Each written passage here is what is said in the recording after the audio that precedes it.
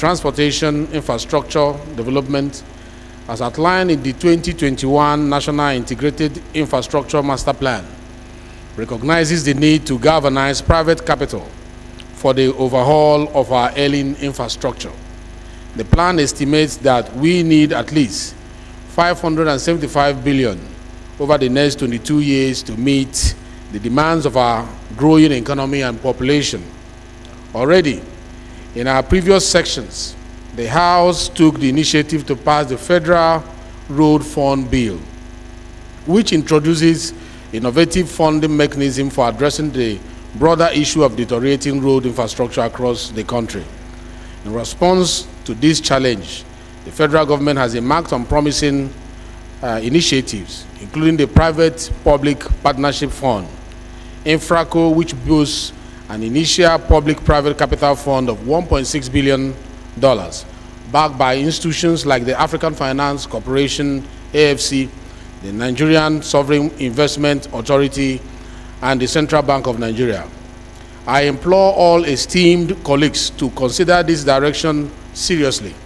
Instead of merely advocating for more government financing, let us focus on our effort on catalyzing innovative private sector financing model for road rehabilitation and construction projects.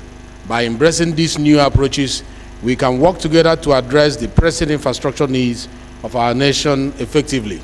In addition, and finally, as a House, we should also strive to dedicate a day where we can extensively deliberate on improving legislation similar to the Federal Road Fund Bill in the 9th Assembly that unlocked a flurry of financing alternatives for road infrastructure upgrades in the country.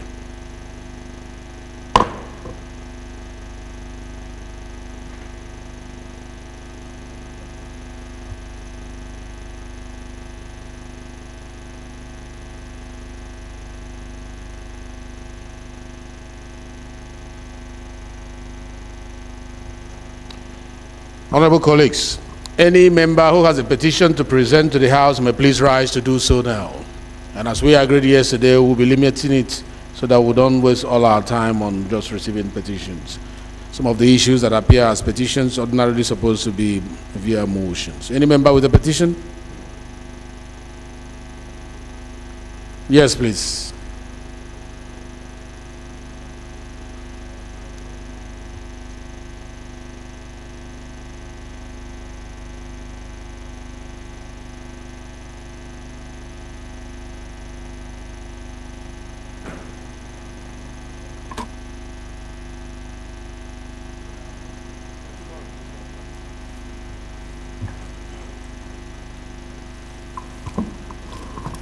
Thank you, Right Honorable Speaker, distinguished honorable colleagues. You can go back to your seat. Their mic is on. Off that one. My name is Honorable Fatoba Olushola. I represent the good people of Ado Ekiti, the reporting for local federal constituency. I'm from Ekiti State. I rise this morning to present a petition from one Dr. Goswell Udom, which has to be on a passionate appeal for the House intervention to ensure the payment of gratuity and pension after more than 20 years of retirement from Federal Mortgage Bank of Nigeria to those staffs who retired in Federal Mortgage Finance Limited. I seek your indulgence to lay this petition. Thank you, sir. The leave is hereby granted. You may now lay your petition. This petition is referred to the Committee on Public Petitions once constituted. Any other petition? Yes, AVM.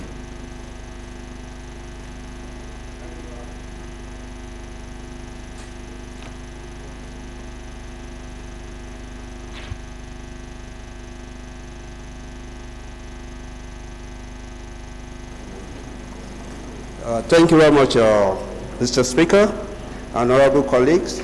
I am Mayor Vice Marshal Oju Awadene Rufus, member representing the honorable people of Ekiti South Federal Constituency 1, retired. Yes, sir. Okay. Thank you, honorable colleagues. Mayor Vice Marshal retired. I rise this morning to bring a petition to the House written by one of my constituents, Mr. Tokwe Alabi, and signed by the same writer. And this petition is against the Ministry of Foreign Affairs, deliberate refusal to honor payment of contract award since 2013. So may I seek the indulgence of the Speaker and the House to lay the petition before the House. Leave is hereby granted. You may now lay your petition. Thank you, Mr. Speaker. This petition is referred to the Committee on Public Petition once fully constituted. Any petition? Yes, Attorney.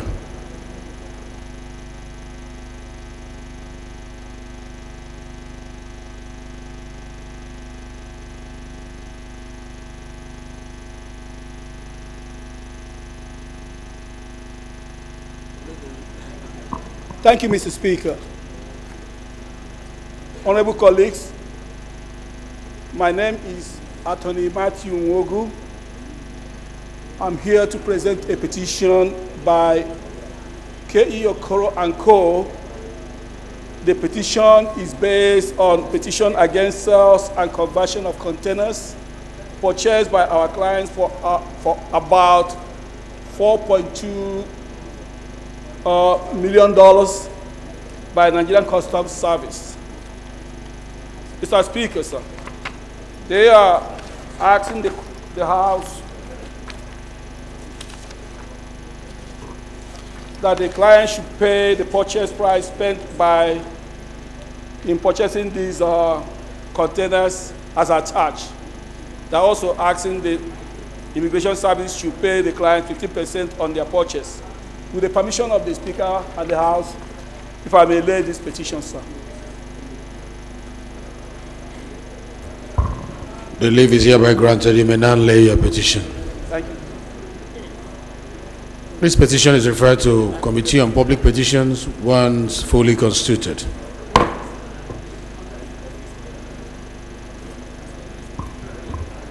Please off your mic. Okay, good. Any other petition?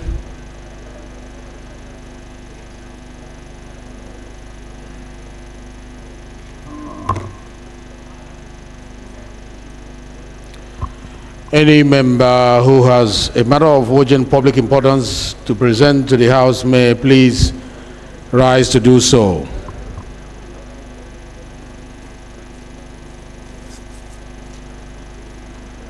Is Honorable Modashiru Lukman Alani here? Honorable Alani, are you here?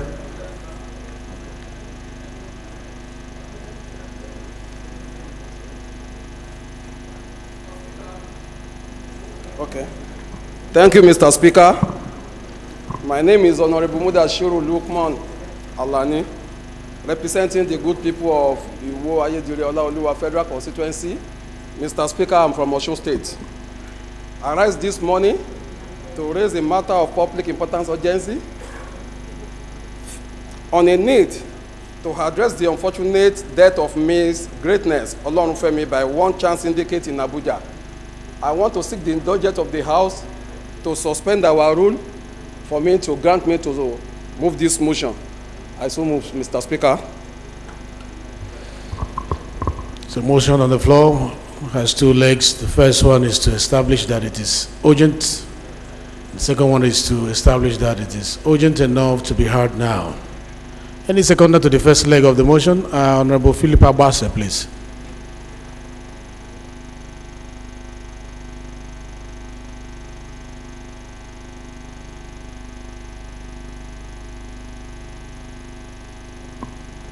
I represent the good people of Ado Okpoko Ogbadibo Federal Constituency of Benue State. Mr. Speaker, I rise this morning to second the motion that the matter is urgent and it should be discussed I so move. I so second, Mr. Speaker, sir. Thank you. Those in support of this motion is urgent enough, say aye. Those against say nay. The ayes have it. There's a second leg to the motion, which is that it's urgent enough to be heard now. Any seconder to that motion? Yes, at the back, yes.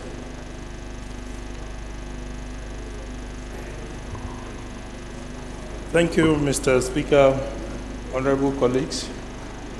My name is Solomon Wombo, representing the people of Kasnala, Okom, and Logo Federal Constituency.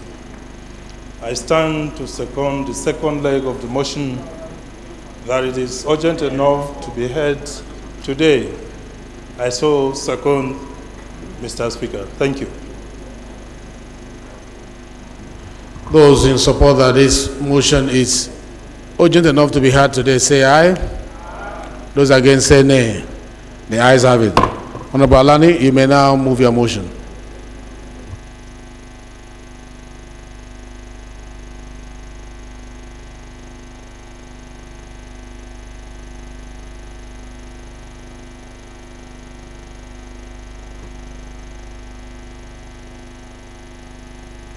It's the same thing. Thank you, Mr. Speaker. Once again, my name is Honorable Mudashiru Lukman Alani, representing the good people of Iwo Ayedire Olaoluwa Federal Constituency. Mr. Speaker, I'm from Osun State. I rise this morning to move a motion on the need to address the unfortunate death of Miss Greatness Olorunfemi by One Chance Syndicate in Abuja.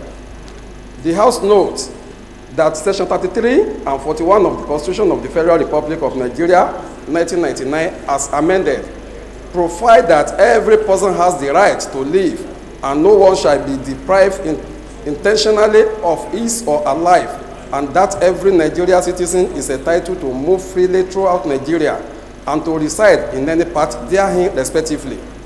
House also notes that the right of life, safety and security of a person, which are crucial fundamental human rights, which a reasonable government must uphold, has been threatened as a resident of Abuja and living in a constant fear and vulnerability due to the growing cases of insecurity, and can no longer go about their businesses peacefully. I was also aware that in recent time, the Federal Capital Territory has become an hotbed of insecurity characterized by frequent robbery, kidnapping, and killing of motorists and commuters.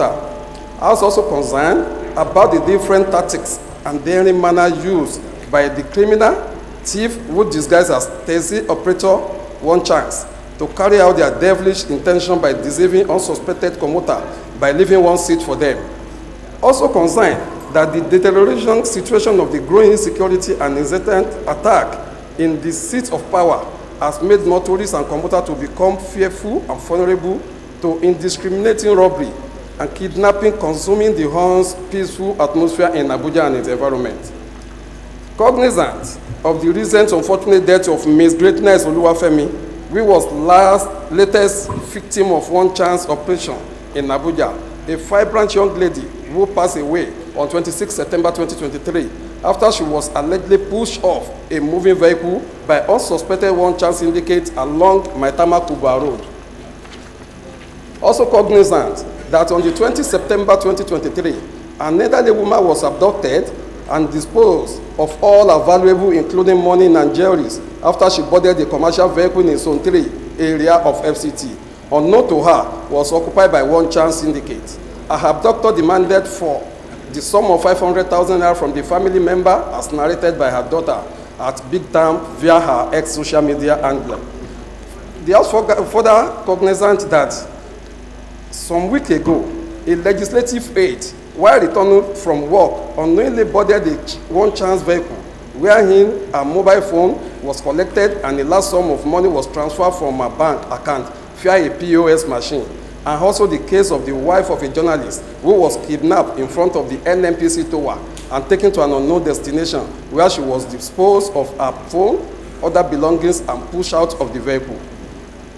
I was also aware that some of the red flag spots, according to the multiple reports, are identified to be by these criminal One Chance syndicate in Abuja, including Area 1 to Bega, Area 1 to Area 10, Area 1 to Lube, Apo Mechanic Village Axis, Uba Expressway and along Jabi Axis, City Gate, Area 1 Honda Bridge and across, Area 2 Plaza VIO area, Zone 2 and Zone 3 among others. The House resolved to observe a minute silence in honor of Miss Greatness Oluwafemi and other victims of insecurity and one chance operation.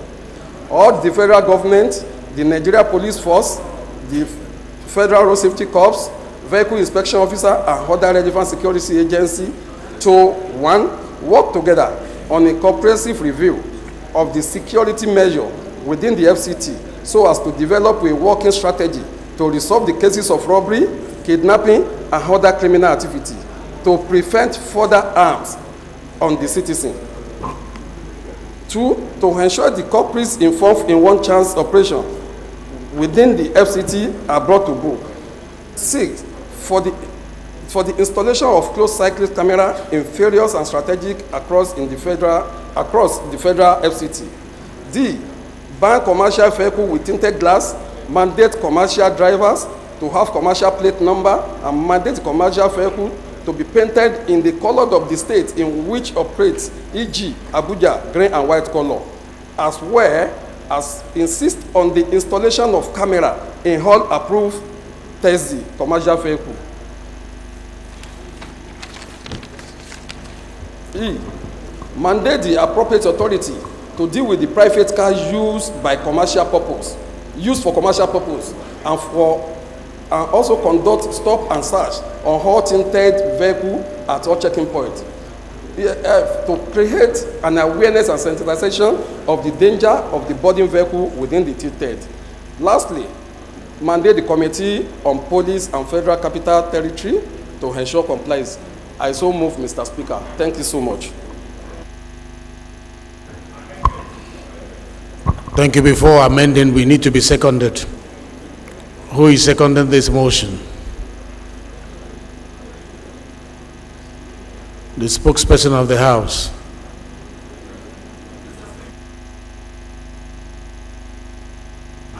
Use your microphone. My name is Akin Rotimi Jr., member representing the good people of Ekiti North 1 Federal Constituency comprising Ikole and Oye local government. Very solemnly, I rise to second that motion ably moved by my honorable colleague. Thank you very much.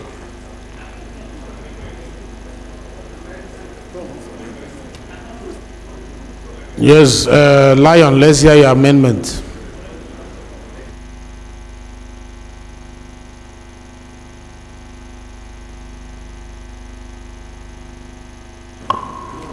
Thank you, Mr. Speaker.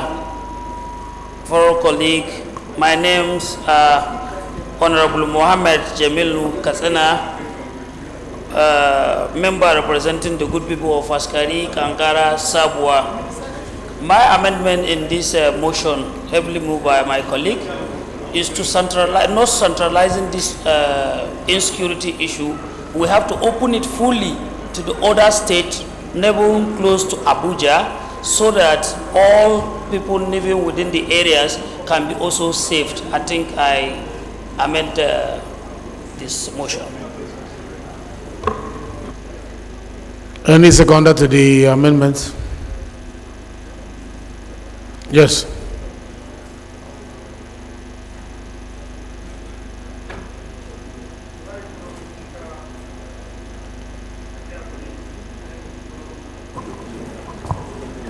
Umar Ajilo, member representing the very good people of Mapikudan, Plenary constituency. I am from Borno State, and I rise to second the amendment ably moved by my dear brother and colleagues. I so second. Those who are in support of this amendment say aye. Those against say nay. The ayes have it. Honorable Gadi.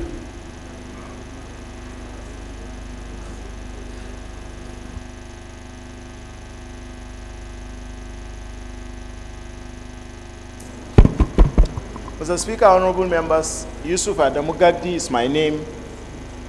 I represent Panshinkanke Kanam Federal Constituency. I'm from Plateau State. Mr. Speaker, mine is not an amendment, but rather a contribution.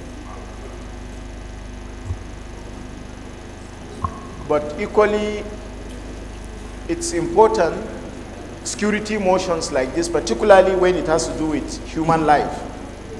Because our primary responsibility, Mr. Speaker, is to make laws for peace, order, and good governance.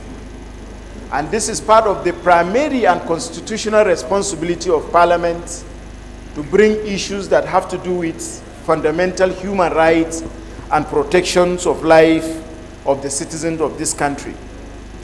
Be that as it may, as important as this motion, matter of urgent public importance is, Mr. Speaker, I find it worrisome for us to continue to advocate for projects to be implemented by executive arm of government, whereas taxpayers' money hitherto this moment have been used to come up with some of those projects.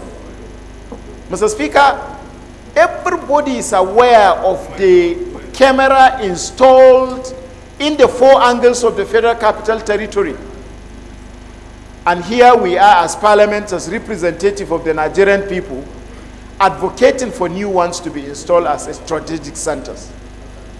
It beat my imagination, Mr. Speaker, that in as much as taxpayers' money had been used in the past for cameras to be in the four angles of Federal Capital Territory that have never functioned for one day. We have spoken about that on this hallowed chamber. We will continue to advocate for new things, policies, and program of government to be put in place. In my own opinion, Mr. Speaker, we should not support wastages of taxpayers' money. Rather, our resolution, Mr. Speaker. So, are you suggesting that we should invite FCT to tell us what is happening with the cameras that were installed? Are you suggesting they amend the prayers? There are members that will amend that, Mr. Speaker, but I'm laying a background for us to understand, should there be amendment, we should know the needs that Nigerian people wanted. Mr. Speaker, I don't have problem with that. I am laying a foundation to tell the executive arm of government importance of respecting our resolutions. If our resolutions in the past are respected, I believe, Mr. Speaker, we should have passed this level. So we are doing our job. Okay, you are supporting the motion. I'm supporting the motion, and you're only asking that they reframe part of the prayers. Thank you very much, to also accommodate the effort made in the time past. Thank you, Mr. Speaker. In the same field. And thank you very much. Take our motions very important. Thank you, Gadi. Oshoba, let me hear from you.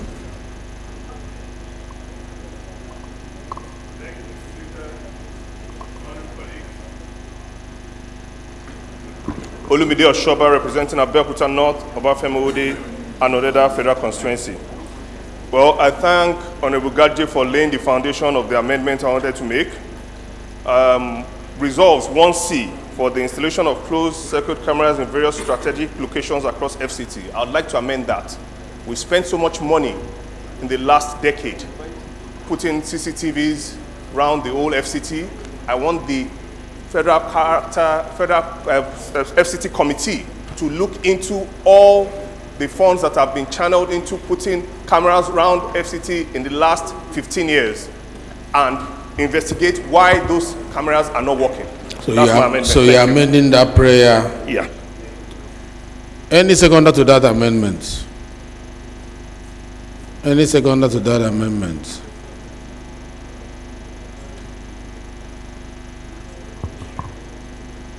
Let us hear from you.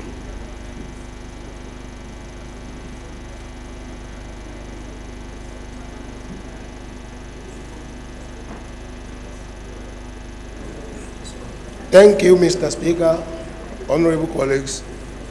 I remain Honorable Adewale Maruf Adebayo. I represent the good people of Irepodun, Orolu, Olorunda, and Oshogbo Federal Constituency. I'm from Osun State. I hereby support the amendment ably moved by Honorable Oshoba. I so support. Those in support of this amendment as moved by Honorable Oshoba and supported, say aye. Those against say nay. The ayes have it. Honorable Bagos, I hope people's amendment will not water this down. I'm happy that the chairman FCT is here. Our own great Honorable Betara is in the house, and this issue is coming up, he's listening. So it's coming at the right time. Let's hear from you.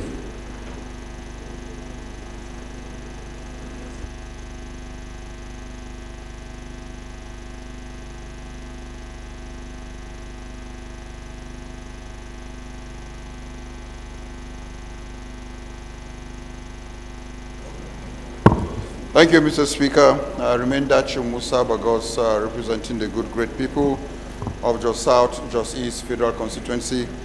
My amendment is on the issue of mandating the House Committee on Police and Federal Character. My own is to add National Committee on National Security, because all the security agencies under the National Security, DSS and so on, have the capacity to monitor the entire and comb the entire FCT. So we should add the Committee on National Security as part of investigators, because they will be able to give us the appropriate information on what is happening within the FCT. That's my amendment, to add national security.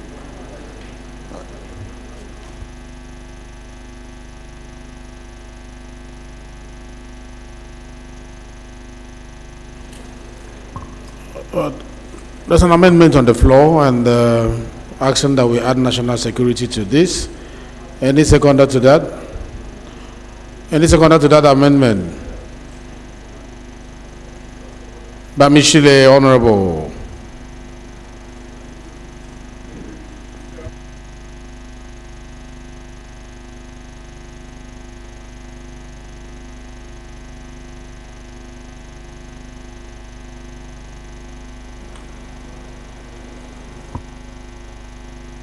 Communication issues, Mr. Speaker. Thank you, Mr. Speaker. My name still remains Femi Bamichile, representing the very good people of Emure, Boyin, and Ekiti's local government from that citadel of understanding Ekiti State. I stand to second the amendment done by my colleague, Honorable Bagos. I so second. Those who are in support of this amendment say aye. Those against say nay. Those in support say aye. Those against say nay. The ayes have it.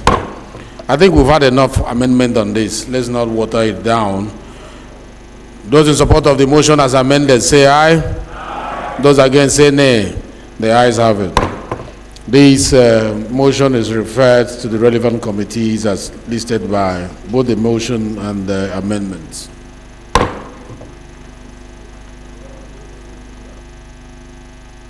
Remember, today is Teachers' Day. And I'm surprised none of us has mentioned it. It's a special day in the life of teachers all over our country. We're going to take one more matter of urgent public importance, one or two, if we are waiving our rules. But get ready to speak about your teachers. We'll take about 3 from this lane and 3 from this lane. Let's appreciate the teachers. And if it's possible, let's have one from each geopolitical zone so that it will go around the country appreciating the teachers. They are watching to see how much we care.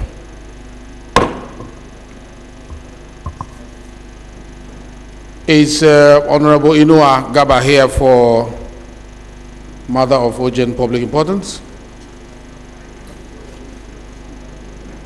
You may now proceed, please.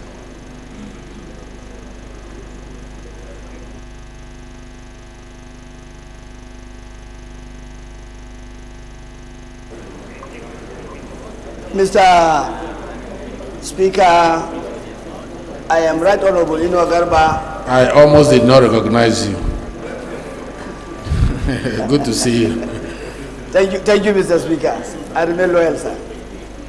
I am Right Honorable Inua Garba, member representing the good people of Yamatu Deba Federal Constituency from Gombe State.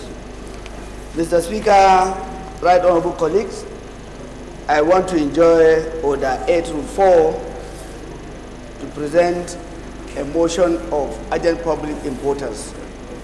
And I want to move equally that all relevant rules should be suspended for me to be able to present this matter before the Honorable House, and for the House to allow the motion to be considered as a matter of urgent public importance.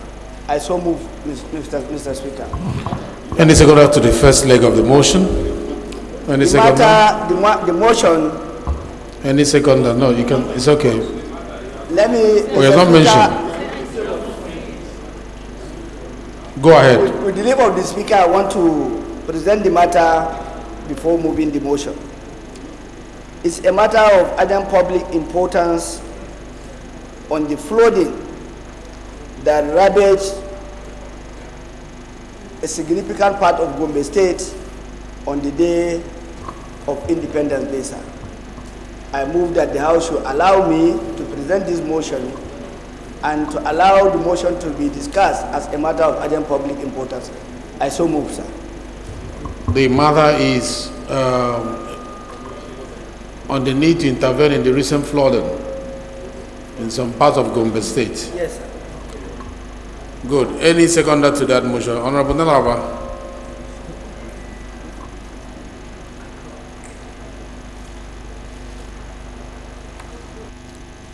Thank you, Mr. Speaker.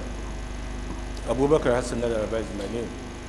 I represent the good people of Awedo, Makana Federal Constituency, Mr. Speaker. I rise to second the motion ably moved by my dear colleague. I so second, Mr. Speaker. Those in support of the motion that is urgent enough, say aye. Those against, say nay. The ayes have it. The second leg is that it's urgent enough to be heard today. Any seconder to that motion? Let's go to the back. Back. They are feeling forgotten. Yes, over there.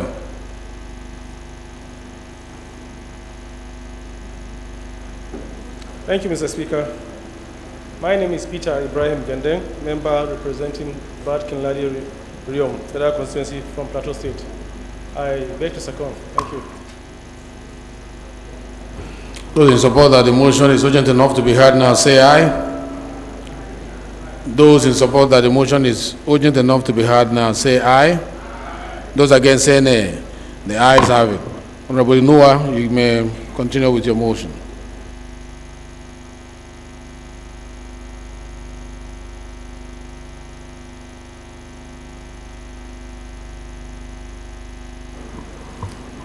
Mr. Speaker, honorable colleagues.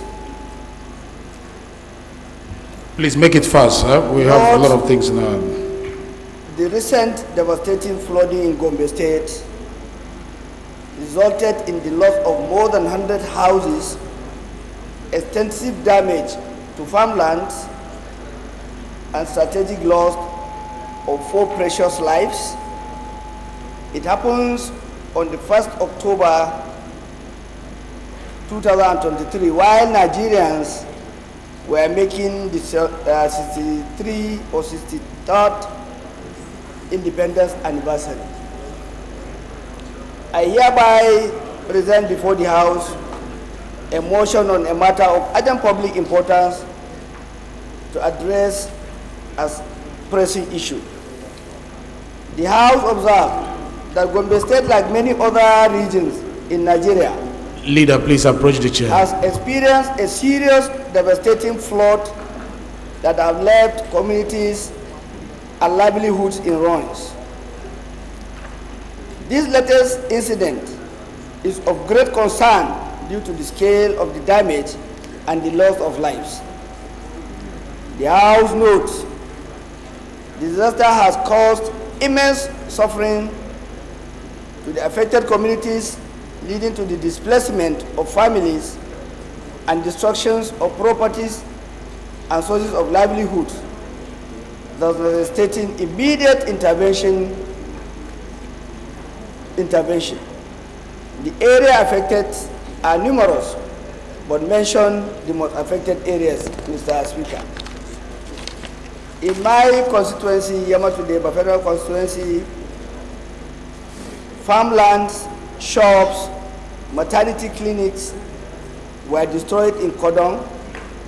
In that Inkoa, a bridge and houses in Kuri, many houses were affected, including a market square.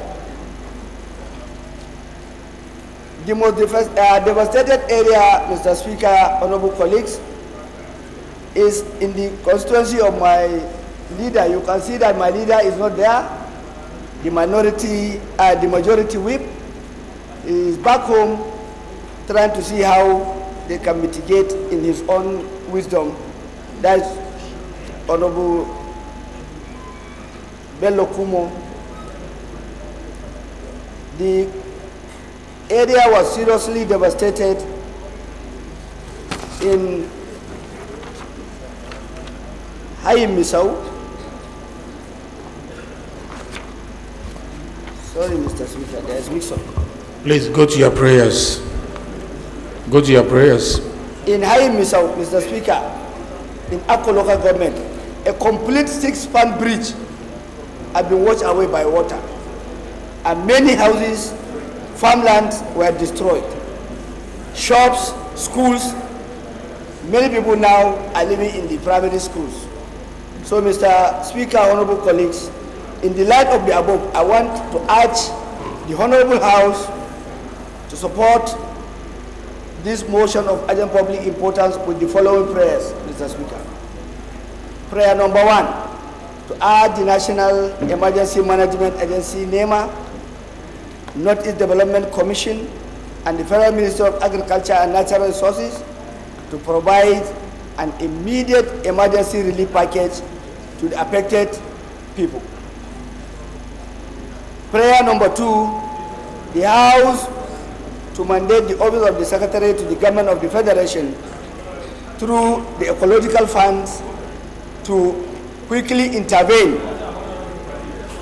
with the ecological funds in order to solve the ecological problems devastating the areas. Thirdly, the House to mandate the relevant committees of the House for an immediate legislative compliance. I so move, Mr. Speaker. Thank you. Any seconder to that motion?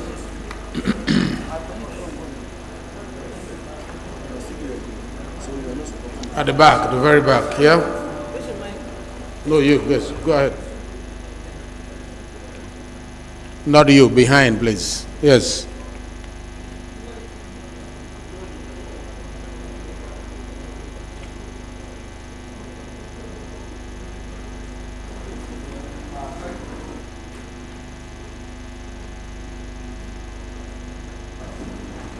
Your mic is on, please address us. It's me now. It's for me, sir. Honorable Speaker. The man behind that is standing is the one. Yes, go ahead. Go ahead. Distinguished colleagues, my name is Dr. Aluko Ahmed Yinka, representing the entire people of Ilorin South, Ilorin Federal Constituency. I rise before you to second the motion ably moved by my colleagues. I so second. I think it's a disaster-related motion, and there's no need to drag it. So I just put the question. Amendment? Let me hear, what is the amendment?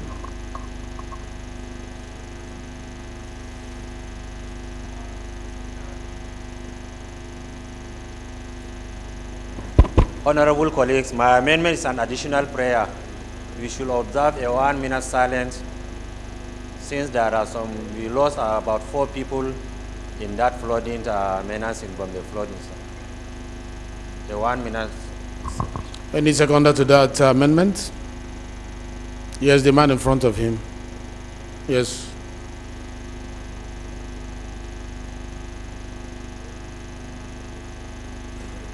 Thank you, Mr. Speaker. My name is Engineer Mohamed Buba Jajere, representing Fika Fune Federal Constituency in Yobe State. I hereby second the amendment made by my colleague here. I so second. Thank you.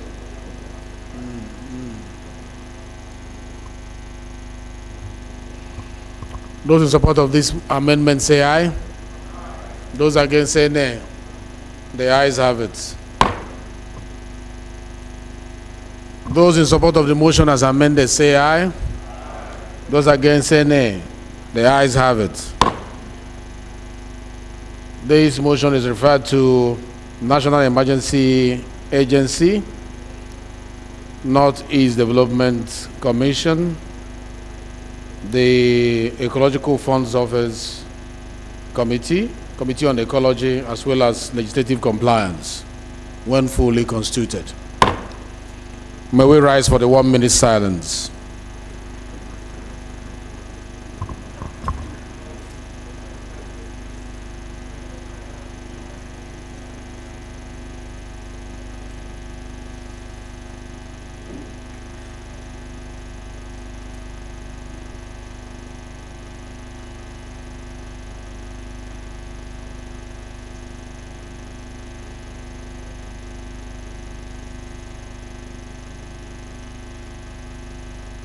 May the soul of the departed in Gombe State rest in perfect peace.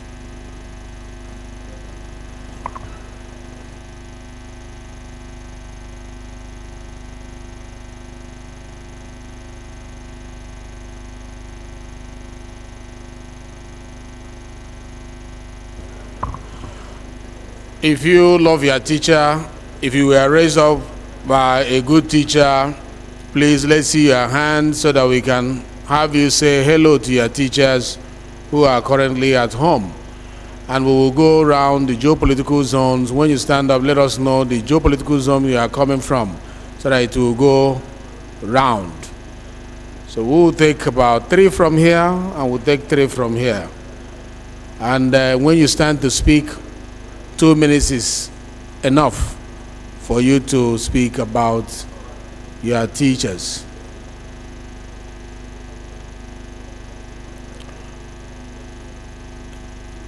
Let us have Deputy Spokesperson of the House, Abase, commence the conversation.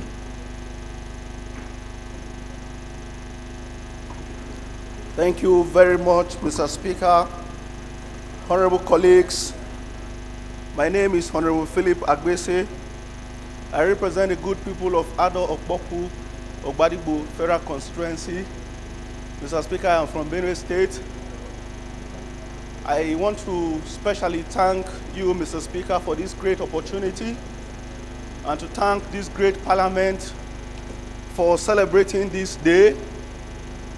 It is my pleasure to bring before this house what people like Mrs. Vicky Adadu, my first primary school teacher, who taught us under the mango tree as far back as 1996. I want to appreciate all my teachers and all the teachers across the world for the beautiful things that they have done for us and the impact made in our lives to be members of this great parliament. The House must be heard in silence. The House must be heard in silence. Mr. Speaker, it is on this note. Please round up. Mr. Speaker, it is on this note that I'm happy to celebrate them for the beautiful things they've done in my life. Thank you very much, Mr. Thank you. That is not central. Let's have the prince from behind, from Southwest.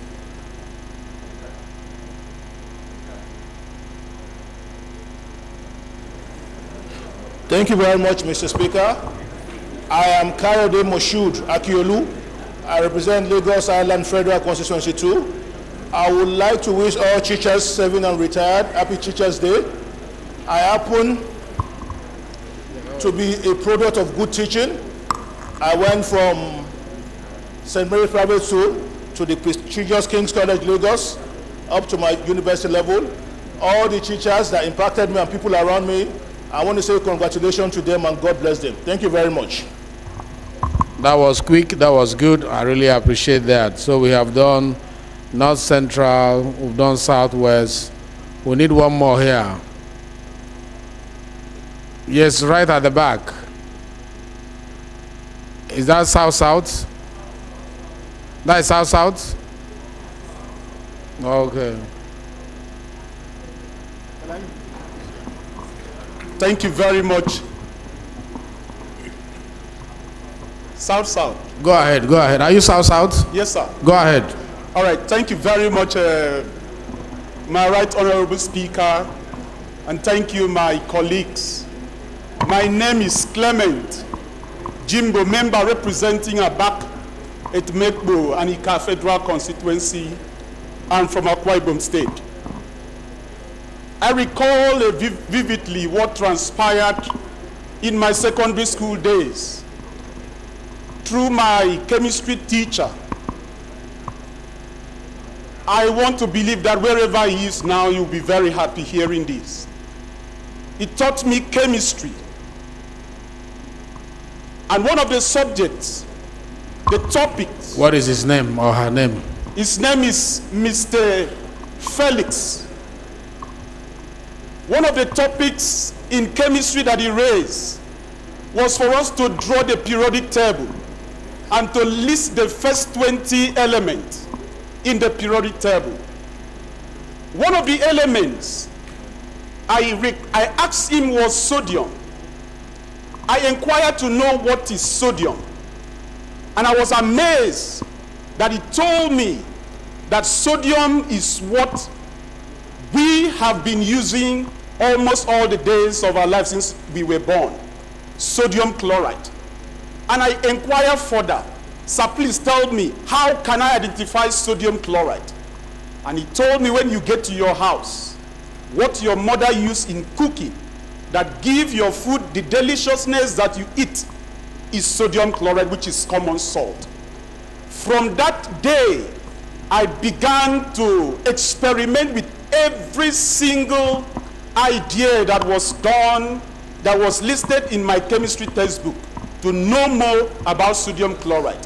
And I stand here to tell him, wherever he is, and of course the rest of the teachers that taught me, that because of that singular knowledge that that man went out of his way to impact into my life, I got my chemistry at my first sitting in 1999 in my WAEC. That is one of the questions that came in that WAEC question, and I got it, and because of that I stand here very grateful. Okay, thank you. I stand here very grateful. Thank you. And to acknowledge all our teachers over the world. Yeah, 2 minutes is over. In us. Thank you, Mr. Speaker, and thank you, I think what Honorable from South was trying to say is that he got to know that salt adds taste to humanity, and that he has become the salt that is adding taste to his constituency. We pray that what your teacher has taught you will bring sweetness to the people that you represent. Amen. We have done 3 from this. We will coming over to days, and we have not done Northeast. Northeast. Madam Khadija.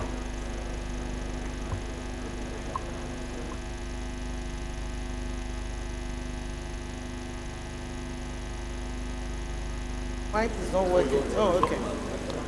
My name is Honorable Khadija Waziri Bukar Abba Ibrahim. I represent Damaturu Tarmua Gujibagulani Federal Constituency of Yobe. The house must be heard in silence. Today we celebrate teachers. Because of the sacredness of the house, it must be heard in silence, please.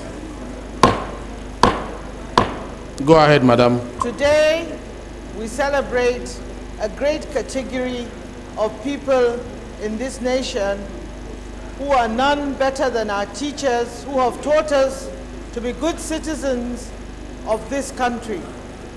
We salute them for their patience, for their perseverance, and their care, most especially.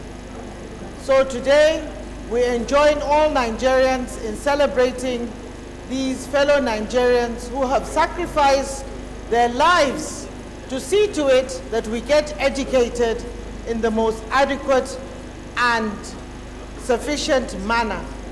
So I would rise up again and say 3 cheers to teachers in Nigeria and 3 bosas to the teachers of Nigeria. Bosa, bosa, bosa. Thank you very much. Well done. That is from Northeast. Can we get from Northwest? Yes, Northwest. Who is representing you? Okay.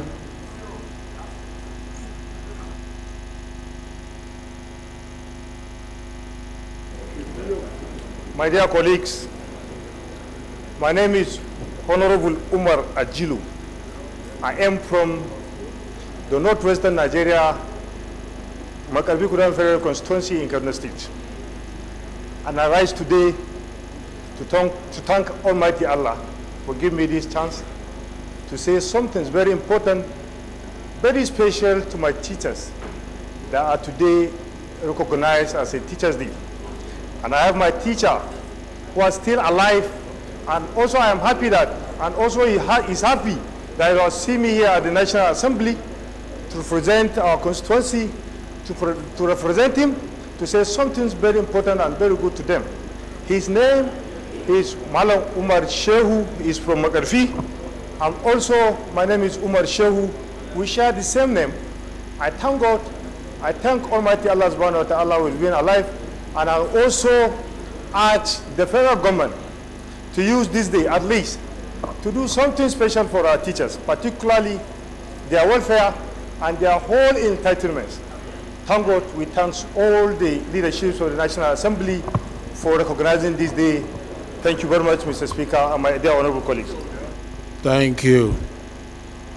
I think what is remaining now is Southeast. North Central has presented. Southeast, Honorable Eze. No, Honorable Eze, sit down. Let's give it to Omelgo. Omelgo, sit down, sit down. You have other chance. Mr. Speaker and my honorable colleagues, my name is Honorable High Chief Kenny Small Chukwugozie Nwachukwu. I am from Imo State, and I represent the great people of Olo, Osu, and Oru East Federal Constituency. If we continue to talk about our teachers here, I don't think we are going to do any other thing today, because they are highly strategic and very, very important in our lives. Without our teachers, none of us would have been here, starting from the councillors to chairman to even the president. They did a lot for us. They nurtured us when we started ab initio till we get to where we are today. But I don't know what I'm going to do personally to create a system whereby they will be recognized and they will be getting more incentives that will help them, that will enable them succeed, because they played a vital role in our lives. Thank you very much, Mr. Speaker and my honorable colleagues. I salute you. Thank you very much. There is one part we are missing, and that part is also recognizing members of this house who has at one point or the other been a teacher. If you know you have ever taught, can you rise to be recognized? All the teachers in the house, please. Whether it's extramural, Prof is sitting down, is this teacher of teachers. Prof, arise. You'll be surprised. All the teachers in the house, take a bow, take a bow.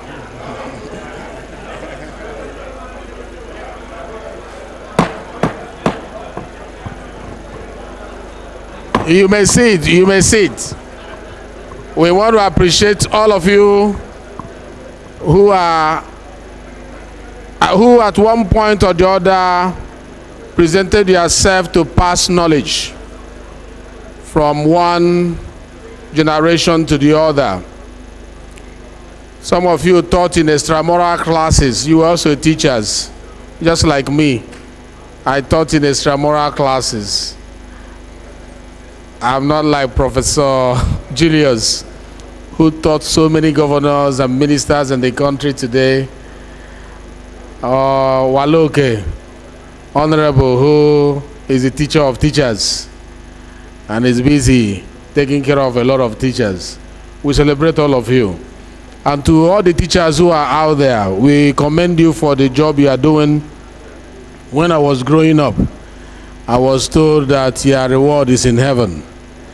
I am praying that you start reaping your rewards from here on earth before heaven. And through legislative interventions, we are going to partner with the executive to make sure that we better the lots of the teachers who are trying to make sure that we raise a generation that will help in nation building.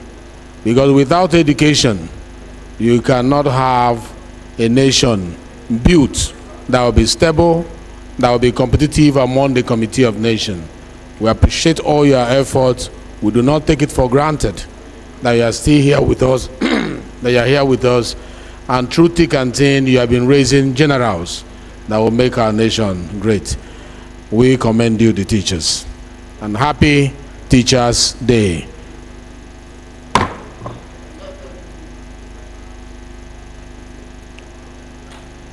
Honorable colleagues, we are going to do part of what we had promised, that we will address Nigeria, as today is the last day of our celebrating independence, 63rd independence celebration in our own parliamentary way.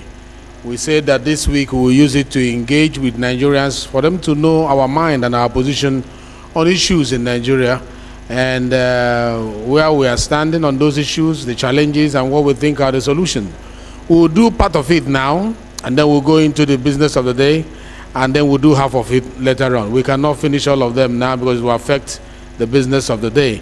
So we will allow few of the members that have sent their names address Nigeria, and then thereafter we'll go back to our business of the day. I want to invite Honorable Francis Wife to address the nation. One minute, please. Don't spend so much time in introducing yourself. They already know who you are. Just your name, constituency, and then you go ahead. Thank you very much, Right Honorable Speaker. Francis Ejirogane Waiva is the name. Ugele North, Ugele South, and Udu. I'm from Delta State. We celebrate Nigeria's independence, Nigeria, our only country, and the freedom that we enjoy. Among all the nations of the world, I believe that this country is one of the freest and is worthy of celebration. We celebrate the peace and unity that we enjoy as a people. There are countries around the world that are in turmoil, but God has kept us together, and we pray that He will continue to keep us after these 63 years. We celebrate our population, our educated people, erudite Nigerians all over the world, one of the most educated group of people around the world. We celebrate the resources that God has blessed us with, natural resources, human resources. Nigeria is indeed a great country, the giant of Africa. 1 out of every 4 black persons in the world is a Nigerian, and we are proud of our country. The institutions that we have in our nation, we are the things we will be working on, in my opinion, in the next couple of years, to build strong institutions. One wonders whether the British didn't build strong institutions or whether it was the military that destroyed them. But it's a task that we have now as a people in our own time to ensure that the institutions of governance at the executive level, at the legislature, at the judiciary, that they are strong, and not just strong individuals, but institutions that can deliver for the benefit of our people. Thank you. We want to celebrate our country at 63. Thank you, Mr. Speaker. Thank you. We are going to limit this because the other paper is full, but I can assure you once we finish, we are going to come back to that. I'm calling Honorable Maki Yelman.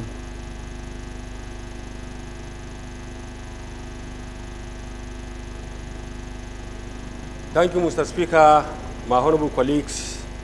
I'm Abubakar Maki Eleman. I'm from Jigawa State. I represent Madam Dore Kaugama Federal Constituency. Mr. Speaker, as we are celebrating Nigeria at 63, I think we need to conduct a gap analysis on our dear nation to know where we are ought to be and where we are presently are. Yes, we have our challenges as a nation. We have our mistakes, but if we consider that Nigeria at 63, we'll see that we have achieved a lot. The question is, if you can compare other countries that are 63 with the population of 200 million citizens, you will see that we have at least progress. As legislators, we can help in building our country by ensuring all legislations are for the betterment of everyone and every sector of our nation life. Let us work collectively for a peaceful and prosperous Nigeria.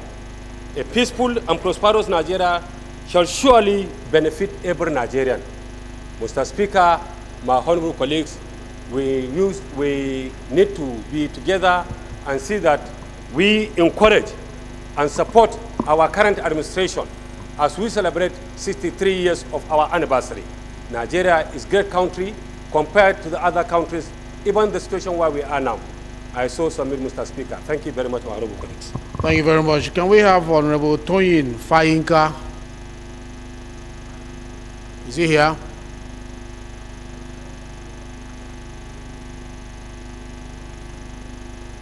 He's not here. Can we have Honorable Boyega Isiaka?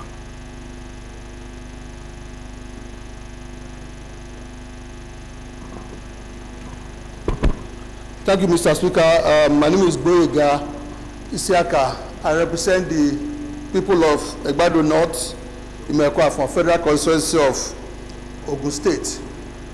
The story of Nigeria has not been all bad.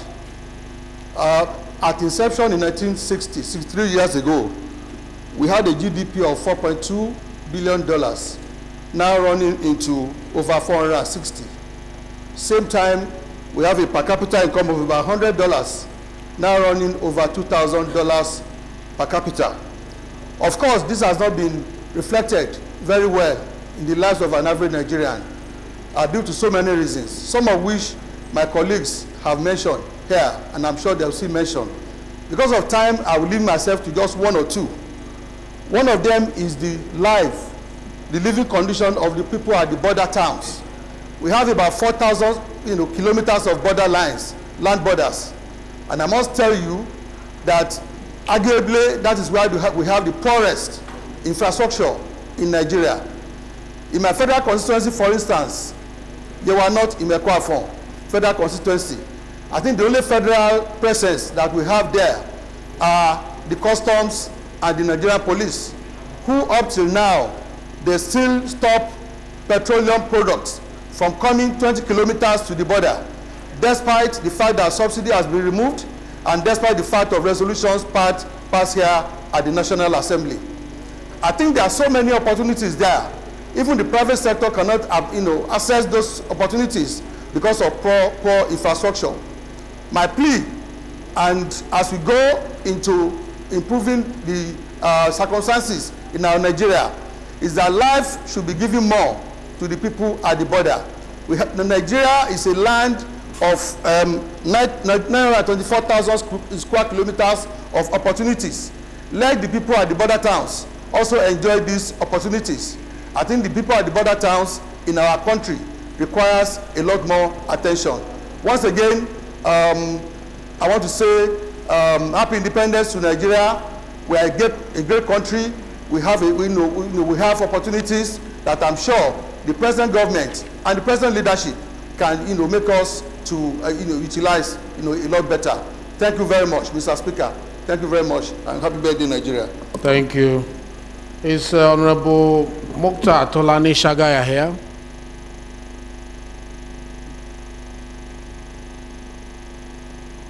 Can we have Honorable Bashiru Usman Gora? Is he here?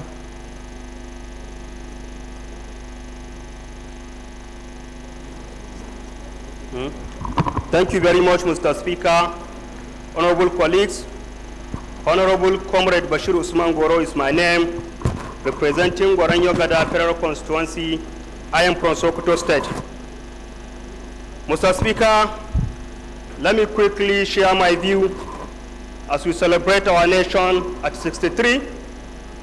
As citizens of this country, we must believe that through the journey of 63 years, we have what we can celebrate, and as well, we have what we must regret as citizens of this country.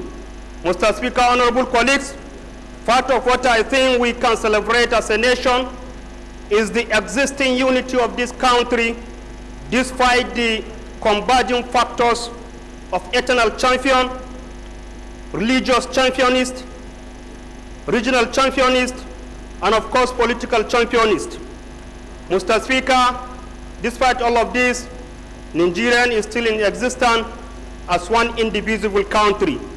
Mr. Speaker, part of what I think we can celebrate as a nation is of course our 24 years of uninterrupted democratic system of government. Mr. Speaker, apart from this, as a citizen of this country and a national lawmaker, I must deepen my concern on what we must regret as a nation. Mr. Speaker, this country, what was used to be in the First Republic, Second Republic, Third Republic, and now to Fourth Republic, Mr. Speaker, this is not the country we have inherited from our founding fathers that have suffered their blood to see the existence of this country. Mr. Speaker, we have inherited this country with a poor functional refinery. And as we are speaking in this parliament today, Mr. Speaker, none of the refinery is functioning. And this is adding to the cost of living of our country, and we must accept the reality that unless we rise to the challenges and speak to the truth, that the situation of this country will rescue for the betterment of our own society. Mr. Speaker, I'm an economist by profession. Mr. Speaker, we must accept that the price of goods and services as far as this country is concerned is directly attached with the price of petroleum. The higher the price of petroleum, the higher the price of goods and services, Mr. Speaker, and the price of petroleum is really determined by the forex market. And forex market is what is determining the price of goods and services in our domestic market. Mr. Speaker, part of our regrettable action and causes as far as citizens of this country, Mr. Speaker, is of course the peace and unity that we have inherited from the founding fathers of our country. Mr. Speaker, the Nigerians of today, you must believe with me, even your region, the southeast, the northwest, the northeast, the north central, the south-south, the southwest, none of the region that is not currently experiencing military operation in trying to resolve one terrorism activities or one criminal activities in one way or the other. Mr. Speaker, we must agree and submit to the reality that as a country, as a nation, we are falling apart in our defense line. Mr. Speaker, in rounding up my submission, Mr. Speaker, Northwest, the 5 states of the Northwestern state, we must say this before everybody that we are in distress call. We are seriously being concerned with the rising of the insecurity challenges in our region. Mr. Speaker, the truth is that in Nigeria, Lagos as a state is being governed by one administration, but in the Northwest and some states of the North Central, Nigerians and the state have been governed by both state and non-state actors.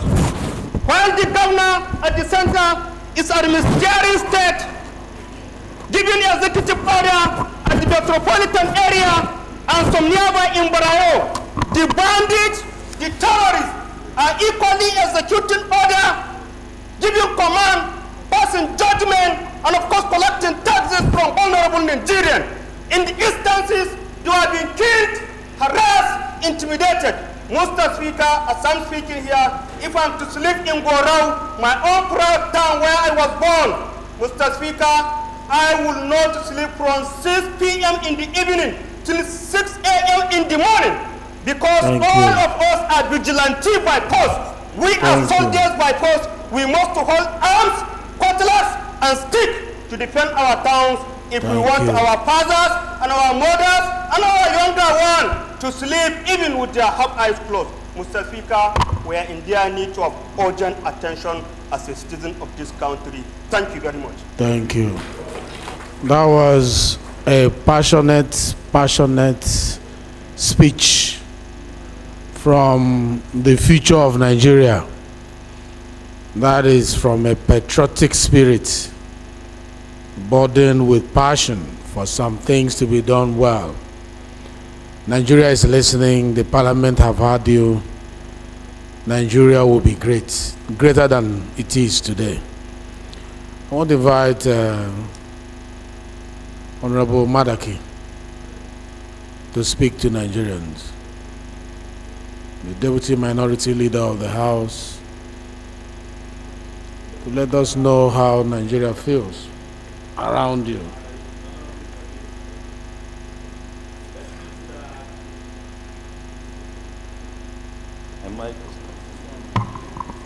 Mr. Speaker, my honorable colleague, let me start by congratulating all Nigerians from all walks of life for achieving 63 years of independence. And let me say, I'm somebody who passionately believes about the Nigerian project. I have said it in my mind, I have said it out aloud. Speak to the mic. That God, in his infinite mercy, chooses for all of us to be Nigerians. And we don't have any other country, any other place that will be comparable to Nigeria. Nigeria is our country. And we must do everything humanly possible to make this country great. We must use all channels that God has given us as legislators, as parliamentarians, to make sure that this country is going very, very well. The issue of security challenge that my junior brother just spoke about is something that bothers every Nigerian. And this is not something, I must say, that starts with this government. This government made this security challenge, but I believe with unity of purpose, with determination, we will be able to surmount this problem. This problem is surmountable, and it can only be done by determination, spirited effort of everybody, from those of us who are opportune to be here, and then the security agencies, and then the executive, and everybody, including the local community. Because what is happening, if you go and make inquiries, you will see in some places, in some instances, there are connivance with the local population. This is something that we must all come together and fight. And this country, God willing, will be great. Our children and our grandchildren, God willing, will be proud to be called Nigerians, as I am proud to be called a Nigerian. Thank you, Mr. Speaker, for giving me this opportunity to talk. Thank you very much. Thank you very much, Deputy Minority Leader. You were straight to the point, you were time conscious, and that's what we appreciate. Honorable Obi Agocha, please make it 2 minutes, while Honorable Hassan Duduwa should get ready to address the country.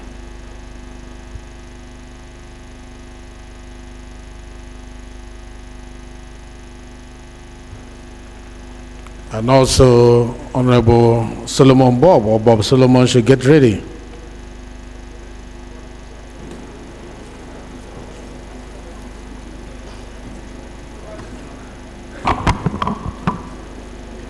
Mr. Speaker, my name is Honorable Obi Agocha. Mr. Speaker, as we celebrate our 63rd independence anniversary, it behoves on our nation and government to recommit itself to the principles of equity, justice, and fairness as the cornerstone for a prosperous and united Nigeria, one which offers genuine and practical hope to our teeming citizens, and most especially our youth, who are ever increasingly disenchanted and agitating and are left to lives of hopelessness, insufficient opportunities, and despair. Undoubtedly, Mr. Speaker, they are the future that starts today. So I earnestly pray, Mr. Speaker, that as a nation, that we shall strive to be a society where every Nigerian enjoys equal opportunity and rights, irrespective of tribe, political or religious orientation, and true adherence to the rule of law and the respect for judgment of court of competent jurisdiction. So, Mr. Speaker, respectfully, I make particular reference to our continued appeal and demand for the unconditional release of Mazi Nnamdi Kanu, who is my constituent, and for the Nigerian government to release him from unlawful detention and in compliance with the extent judicial pronouncement. Clearly, Mr. Speaker, his release will help in reducing crime and criminality, assassination, banditry that are prevalent in the Southeast. It will thereby foster revitalization of the dwindling economy of the Southeast and return peace back again to Southeast, nay, Nigeria. Mr. Speaker, as the Holy Bible teaches us, it admonishes us in Romans 14:19 that let us therefore make every effort to do what leads to peace and mutual edification. Mr. Speaker, congratulations to Nigeria and happy Independence Day. Thank you, Honorable Hassan Dodogwa.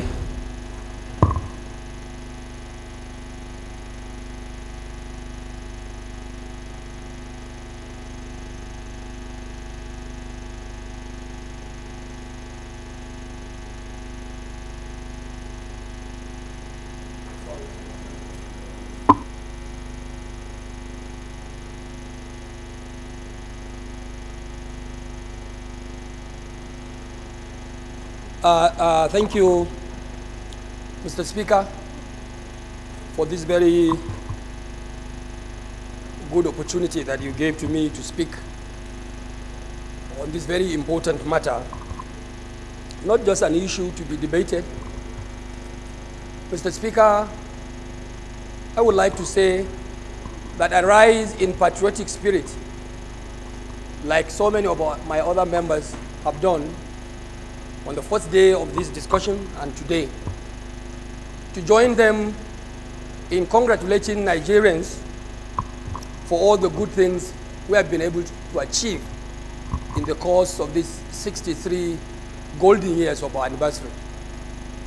Mr. Speaker, I would like to say that out of patriotic spirit, I also would like to join previous speakers to say that while we congratulate ourselves for the developments and achievements we have made so far as a democratic nation, we must not also avoid to speak to those points that may not necessarily be interesting, perhaps to the government or to any other important component of our society.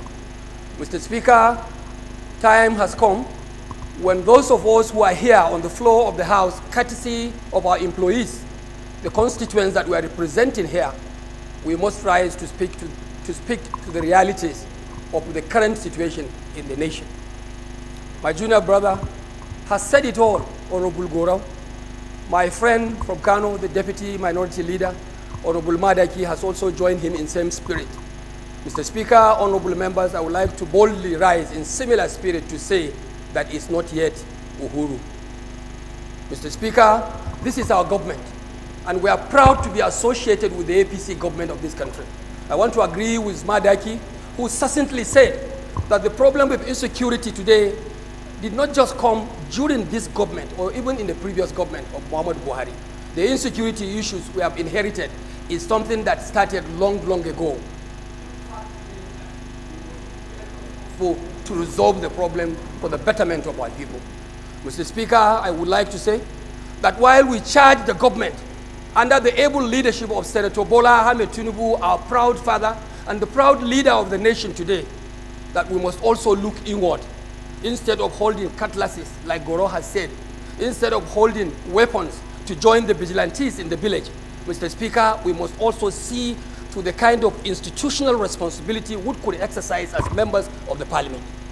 We have every right and we have every powers provided by the constitution of this country to supervise and oversight some of these excesses by the executive arm of government. The security agencies also, we have the powers to oversight them. What are we doing in the discharge of our oversight responsibilities as parliamentarians and members representing the very good interests of our people?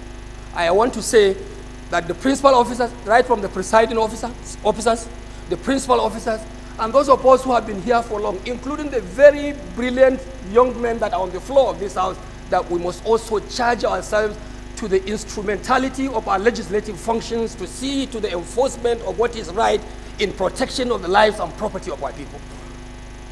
Every security-related committee that is on this floor has every constitutional right to oversight its relevant agency and ensure that monies and funds, resources that have been appropriated in the discharge of their institutional duties are being used for the betterment of our people and in the best interest of our people, the people we represent. Mr. Speaker, I want to thank you for giving me this opportunity to speak not only to the government, but to speak to the parliament also, where I am a proud member. So I charge members to look inward into their committee duties and responsibilities to ensure that we are also doing the right thing. Whoever is found wanting, bring him to order. Call him to book. Nobody can be above the nation. Nobody can also be above the people we are representing. The parliament is always supreme and it must be held supreme. I thank you for giving me this opportunity, and honorable members, I congratulate you. Happy 63rd year anniversary to our Nigeria, to our Nigerian nation, and to the people of the country as well. Thank you and God bless you. Thank you. We are proud of you. We are nice speech. Nigeria is listening. The parliament is listening. Honorable Bob Solomon.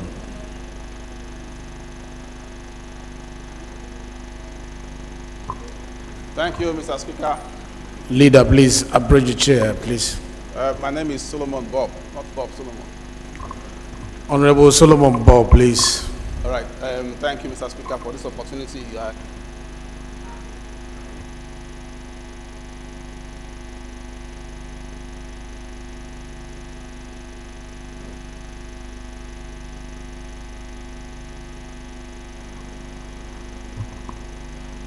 It is 63 years since we gained independence.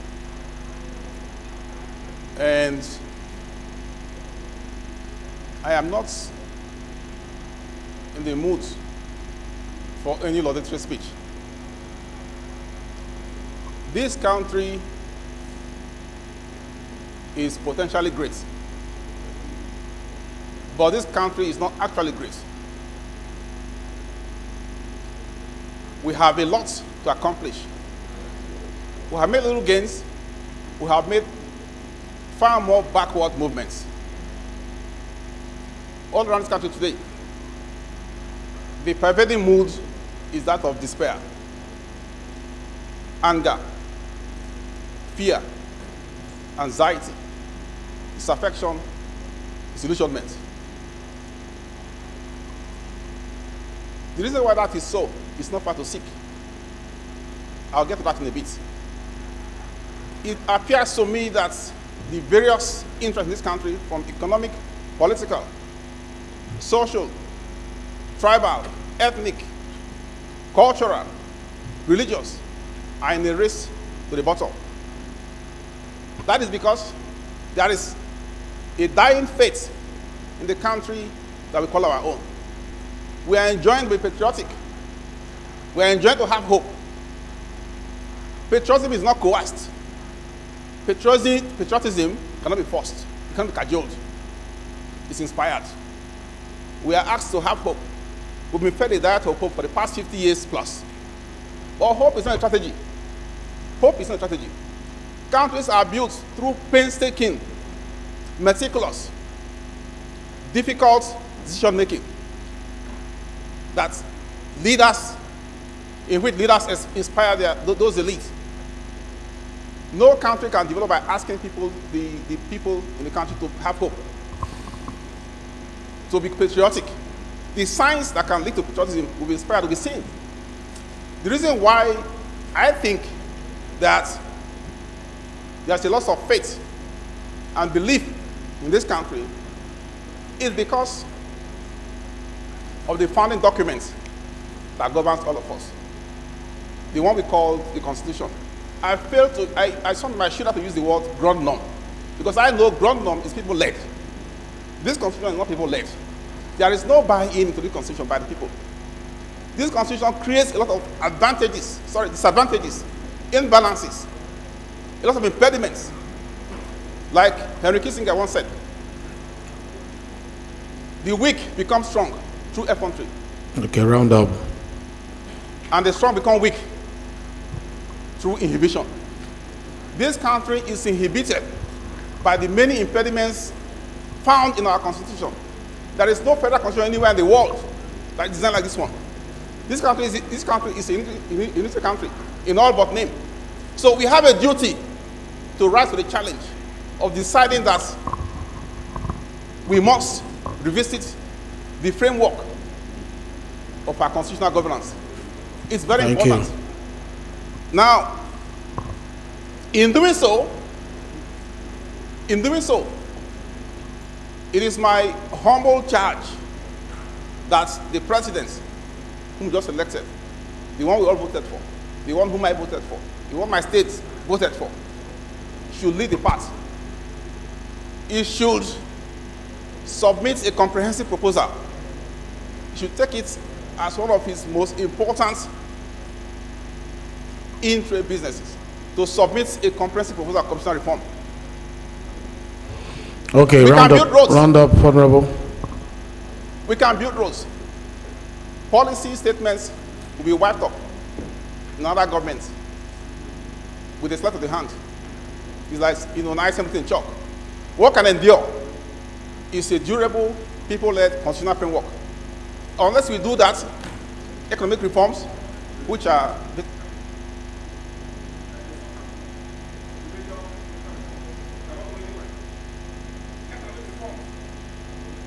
come under political reforms. If you get the policy right, the politics right, the country will go forward. If the political structure is faulty, no economic reform, however well-intentioned, can work. I hear about supply side economics, demand side economics. Oh, we're not producing, we are consuming more. Okay, Honorable, all those round are up, symptoms round of the up, problem, round up. not the problem itself. Mr. Speaker, I thank you for this opportunity. I cannot stop now. Thank you. Thank you. Let us have Honorable Kafilat. Please make it brief, straight to the point, please. It's just to greet Nigeria, tell them where you're standing on issues affecting us, the progresses we have made, and then all that. Let's not drag it so that others will have. We have 52 names. Good afternoon, Mr. Speaker, respected colleagues. I rise for and on behalf of my people, Koshofe Federal Constituency from Lagos State, the Center of Excellence. Honorable colleagues, this celebration comes with mixed feelings. Most people think that Nigeria has made giant strides. Some think that we are still, crawling. And some will tell you that Nigeria is just a sleeping giant. Nigeria is so blessed with so many natural and human resources. In a lot of our human endeavors, we have received a lot of laurels and accolades in terms of education, entertainment, art, science, and in a lot of other areas. And today, a lot of Nigerians are being celebrated all over the world for their intelligence and their contribution to global development, despite the myriad of a lot of challenges that our nation is confronted with. A lot of my colleagues have spoken about a lot of our challenges, insecurity, hunger, poverty, and all that. I don't want to repeat all that because of time. But I will mention one area that I know that nobody will mention, and this is in terms of gender inequality. It is only when we have equality in terms of fairness, and indeed in terms of fairness and equity, that we can have endless possibilities. I want to implore us that going forward, every citizen of this country, because today as I speak, women and girls in this nation today are still seen as second-class citizens, and this should not be so. A nation that decides to underutilize about 50% of our population is not likely to progress. And I want to say that going forward, we should, as a matter of intention, ensure that every citizen is given fairness and equity in the way we deal with them.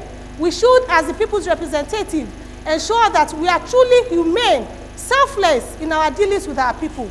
We are here to represent our people, and we must ensure that all our passion, our actions that we deal with are all because of our people and not because of ourselves. Happy Independence Day to all Nigerians. Happy Independence Day. Thank you very much. I really appreciate that. Honorable Peter Ibrahim Gwende, are you here?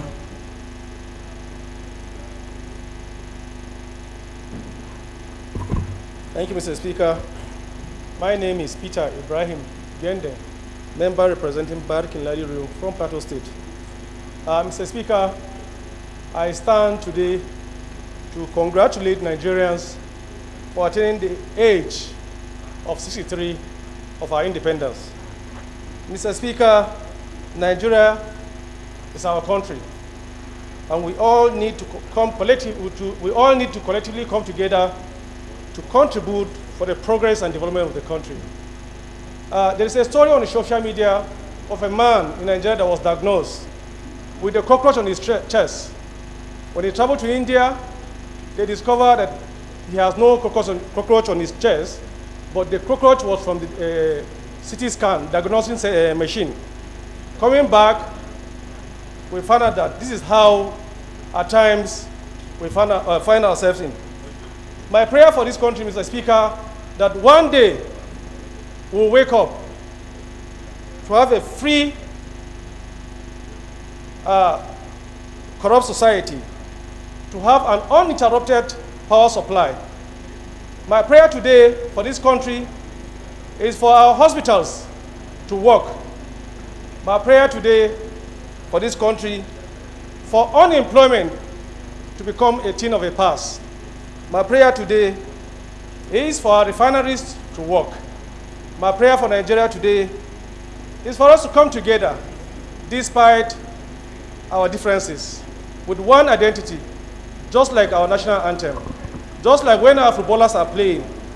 If we can have one identity, maybe in terms of dressing, we'll move ahead. I still want to congratulate Nigeria, despite the challenges we have, that it is not bad as it is. We will reach to the promised land. Thank you. Thank you very much. I think we'll be stopping there for now for the first part. We've done the first part of this. We're going to go to the second part soon. So we'll just proceed with the business of the day so that we can quickly rush through them and come back to more people speaking. We have a lot who want to say something to Nigeria, and Nigeria will hear you today.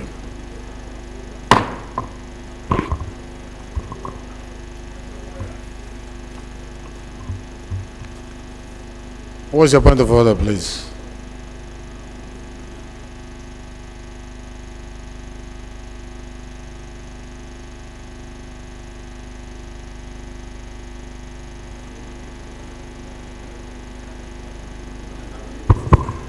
Mr. Speaker, I'm coming on privilege. I'm coming on order 6, rule 1, 2, 3 on page 17, and order 3, rule 3 on page 9 of these standing rules. Mr. Speaker, I'm coming on privilege with the reference to Order 3, Rule 3 on page 9 of this standing rules, based on the access and the right to attend sitting of this House, which includes all the 359 members of this House. The access to these premises is so difficult. I'm appealing to the management of the National Assembly to expedite action to open this main gate. Members are having tedious problems in accessing National Assembly and getting out of the National Assembly in the course of their duties. Coming through the villa, series of checks, series of questions without decorum. Then coming through the gate of the SGF, at times it is even locked. We will not get access, and also we endanger our lives by parking, by having a line of vehicles on the main road, and we endanger our lives. I'm appealing to the National Assembly management to open this main gate because it is finished. We don't know what is delaying it. Like yesterday, the entire National Assembly complex was filled up. And then there was no access to get out. In an event, there is an emergency, what do we do? So this is a privilege that includes every member of this House, that we must open this gate. It's finished. We don't know what is holding it. Thank you, Mr. Speaker. Thank you. That's a very good observation, especially when you think about the safety of this environment. There must be access to this property and exit route in case if there is any problem. Well highlighted, and your other underprivilege is well taken. I therefore rule that the chairman or the secretary, Estate and Works, and CNA meet privately with the leadership of the House at the end of plenary today. Time is 5 o'clock in the Deputy Speaker's office to discuss this. Yes. Honorable Hassan.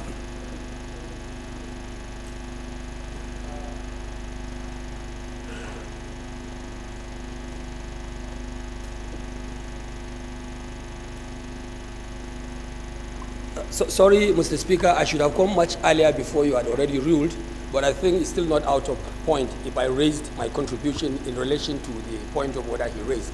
Mr. Speaker, honorable members, this is quite an apt observation made by Honorable Sada. While I join him and support him on all the issues he raised, which particularly border on our privileges, not only of members of the House here, but by extension, even other people outside who have business to do with the National Assembly. My additional point that I would like to raise, Mr. Speaker, honorable members, is like in whatever directives you are given, join the FCDA. Because most of the structural works that are being done in the National Assembly, when you approach members of the executive or members of the management here, they will tell you it's not our business. That whatever is being done here is being carried out by the FCDA. So I would like the House to note that whatever is holding our gate is not just the management of the National Assembly, the FCDA are also responsible. Our budgets for structural works and whatever things we are doing here is being directly captured under the FCDA budget. All right. So FCDA must be included, or FCT, whichever name you give to them, because they are responsible for most of these structural works that have been carried out for and on behalf of the National Assembly. Thank you. In addition to the management and the Estate and Works meeting with the leadership, the FCDA, they are also invited to attend that meeting, this urgent meeting, because it calls for urgent intervention. But instead of meeting today, we'll push the meeting to tomorrow since another establishment is involved. We can't move today. Let's meet them tomorrow. Time is 12 o'clock at the Deputy Speaker's office. Please, Secretary, take note of this.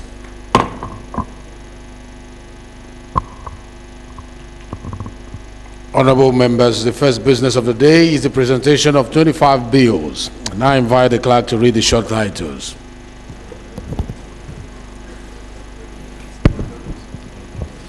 Honorable Speaker, honorable members, Nigeria Real Estate Exchange Establishment Bill, first reading. Copyright Act Amendment Bill 2023, first reading. Nigeria Police Academy Act Amendment Bill 2023, first reading. National Ethics and Value Compliance Agency Establishment Bill 2023, first reading. Federal University of Agriculture, Okonike, Enugu State, first reading. Petroleum Industry Act Amendment Bill 2023, first reading. Central Bank of Nigeria Act Amendment Bill 2023, first reading. National Health Act Amendment Bill 2023, first reading. Nigeria Railway Corporation Act Amendment Bill 2023, first reading. The Constitution of the Federal Republic of Nigeria Alteration Bill 2023, first reading. Constitution of the Federal Republic of Nigeria Alteration Bill 2023, first reading. Nigeria Military Academy Establishment, Obiagu, Enugu State Establishment Bill 2023, first reading. Federal College of Entrepreneurship and Skill Acquisition Establishment Bill 2023, first reading. Federal Medical Center Ode Orele, Ondo State Establishment Bill, first reading.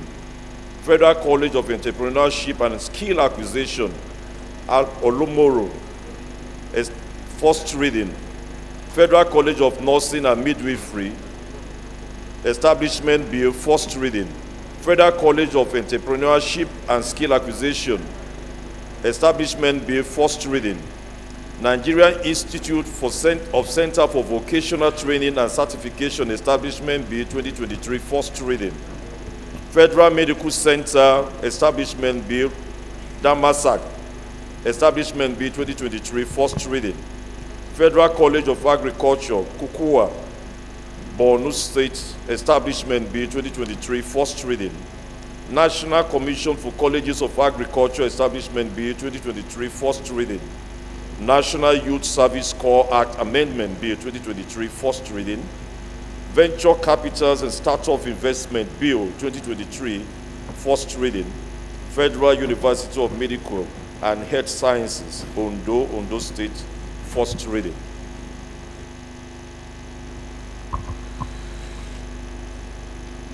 Honorable colleagues, the second business of the day is presentation of the report of the ad hoc committee to investigate incidents of aviation fuel contamination, associated safety risk, and non-adherence to international standards and industry best practices in fuel supply and distribution in the aviation oil industry. Standing in the name of Honorable Ali Hussaini Madaki, honorable members will recall that the matter was referred to the committee on Thursday, 20th July 2023.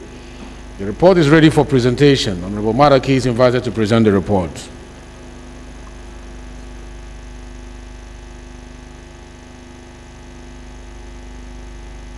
Sani Madaki, I represent the Federal constituency of Kano State.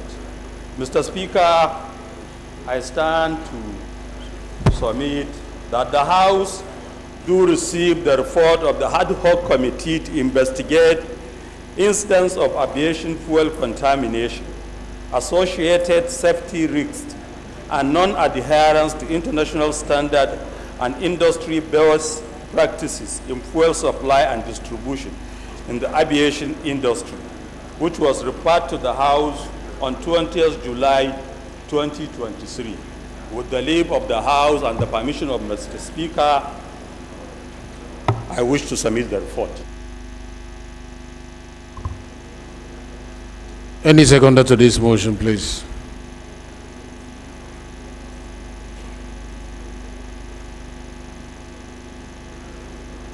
Let's have Honorable Chinedu Martins.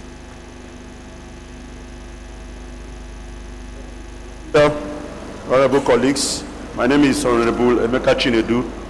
I represent the good people of Ahiazu, Ezinite Federal Constituency. Mr. Speaker, as a member of this committee, I hereby rise to second this motion, ably by my leader. I so second. Thank you. Those in support that this report be laid now, say aye. Those against, say nay. The ayes have it. Honorable Maraki, please lay the report. The first order of the day is a motion on need to investigate the fraudulent deforestation by unregistered foreign forest timber loggers standing in the name of Honorable Abdullahi Ibrahim Ali Halims. Speaker is hereby invited to step this motion down, please. Leader, you are invited to step this motion down.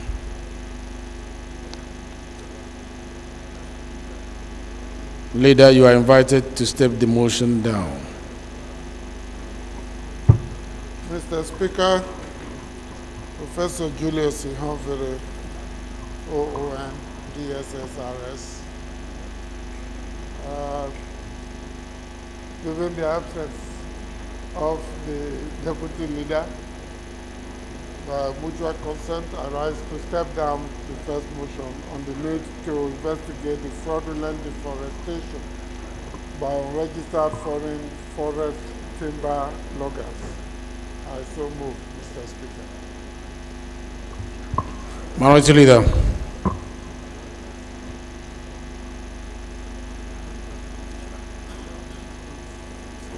Mr. Speaker, my dear colleagues, I rise to second the motion as moved by the House Leader. I so second. Those in support of the motion be stepped down, say aye. Those against, say nay. The ayes have it.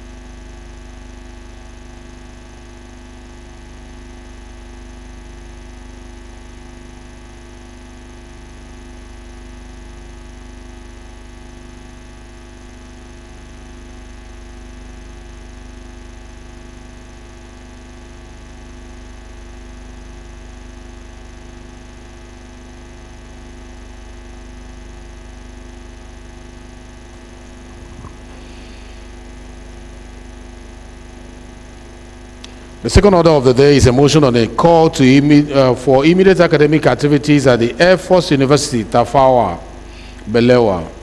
Standing in the name of Honorable Jafaru Gambo Leko, Honorable Gambo is invited to move the motion.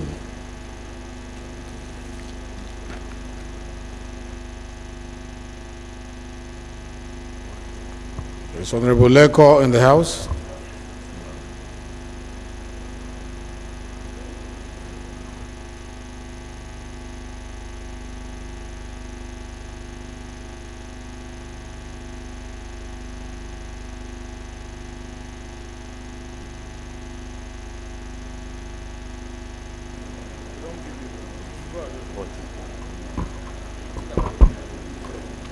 Thank you, Right Honorable Speaker, my respected colleagues. My name is Honorable Jafar Leko.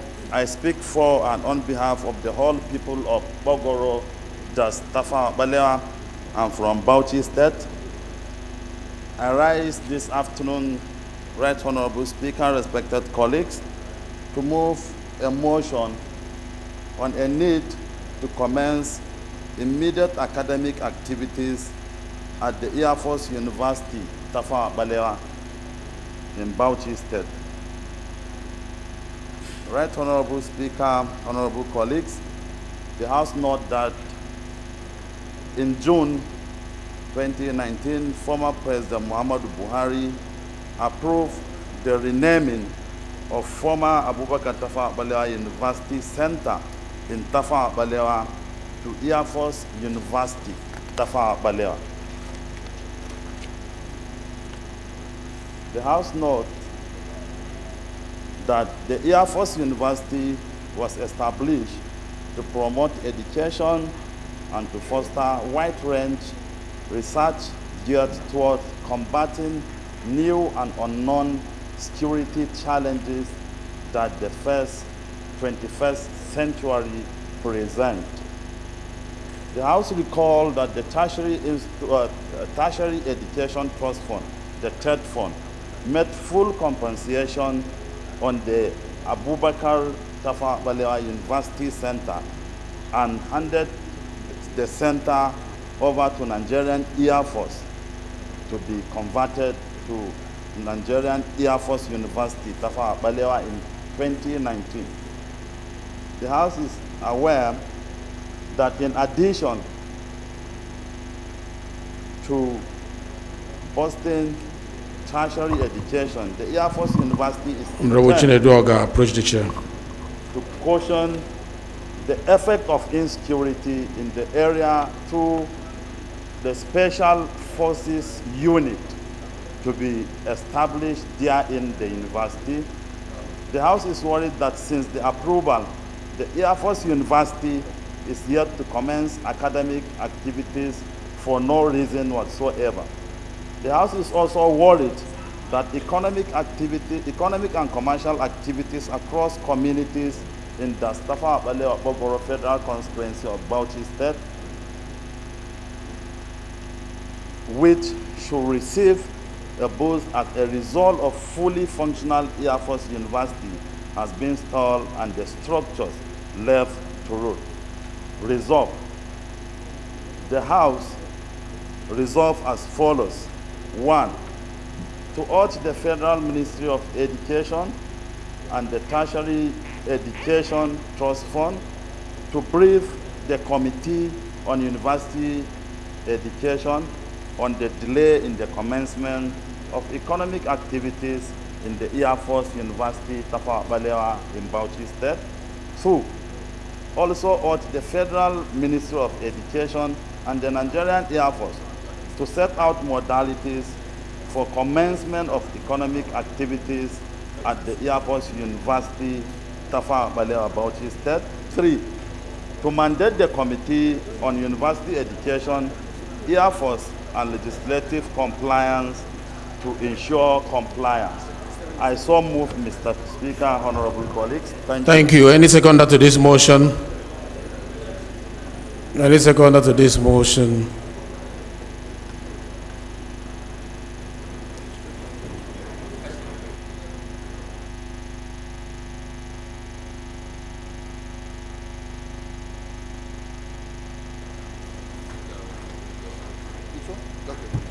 Hello. Thank you, Mr. Speaker, distinguished colleagues. My name is Honorable Professor Paul Sunday Nnamchi. I represent Enugu East issues of Federal Constituency of Enugu State. Mr. Speaker, I rise to support the motion moved by my friend on the commencement of academic activity at Balewa, Air Force University, Balewa, Tafawa Balewa, Bauchi State. Thank you, Mr. Speaker. Okay. This is not the minister. Okay.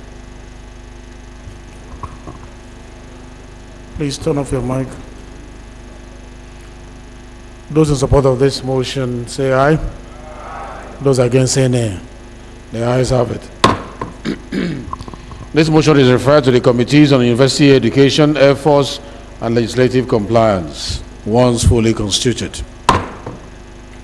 Honorable colleagues, the third order of the day is a motion on the need to checkmate the state of insecurity in Wamba, Akwanga, and Nasarawa Egong, Nasarawa State, standing in the name of Honorable Jeremiah Omaro.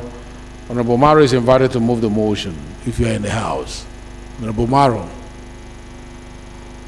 Please, Chairman, Rules and Business, move that we step this particular motion down. Thank you, Mr. Speaker. I rise to move that the motion be stepped down by due to the absence of Honorable Jeremiah Omaro on the floor. I so move, Mr. Speaker. Thank you. Motion is hereby stepped down. The fourth order of the day is a motion on the need to rehabilitate Mubi Maiha, Mubi Gela, and Mubi Sahuda Road, standing in the name of Honorable Jingi Rufai. Honorable Rufai is invited to move the motion if you are in the House. Honorable Rufai. It's an infrastructure motion, so you will go straight to the prayers.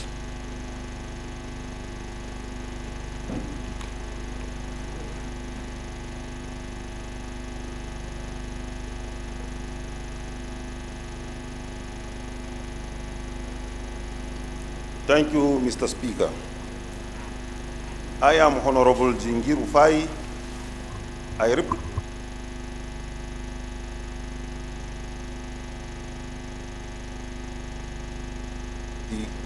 Mr. Speaker, I am from Adamawa State, the land of beauty.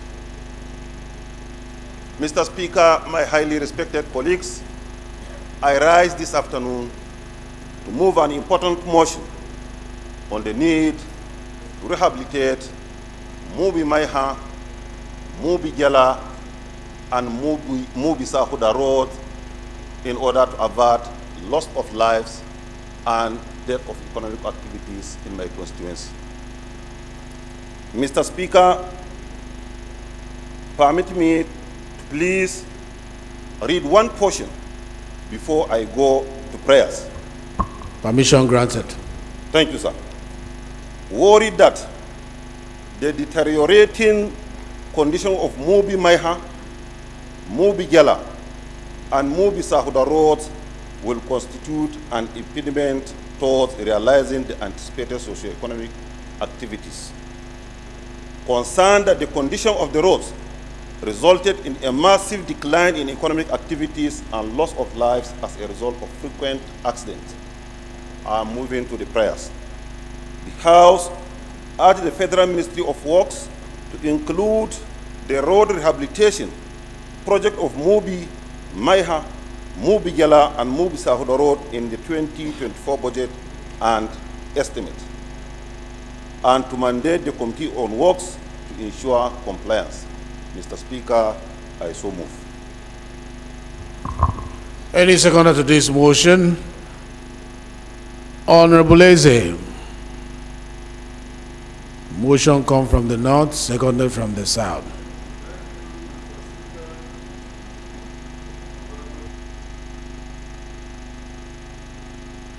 I represent the good people of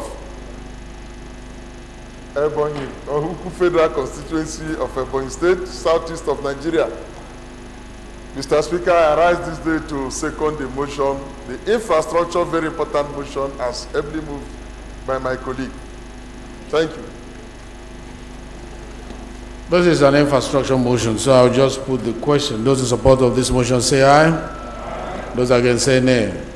The ayes have it.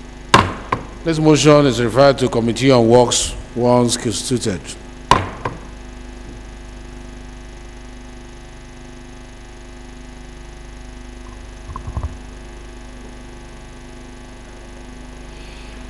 Honorable colleagues, the fifth order of the day is a motion on need to investigate the nation's galloping non-debt recurrent expenditure, standing in the name of Honorable Ademorin A. Kuye. Honorable Kuye is invited to move the motion.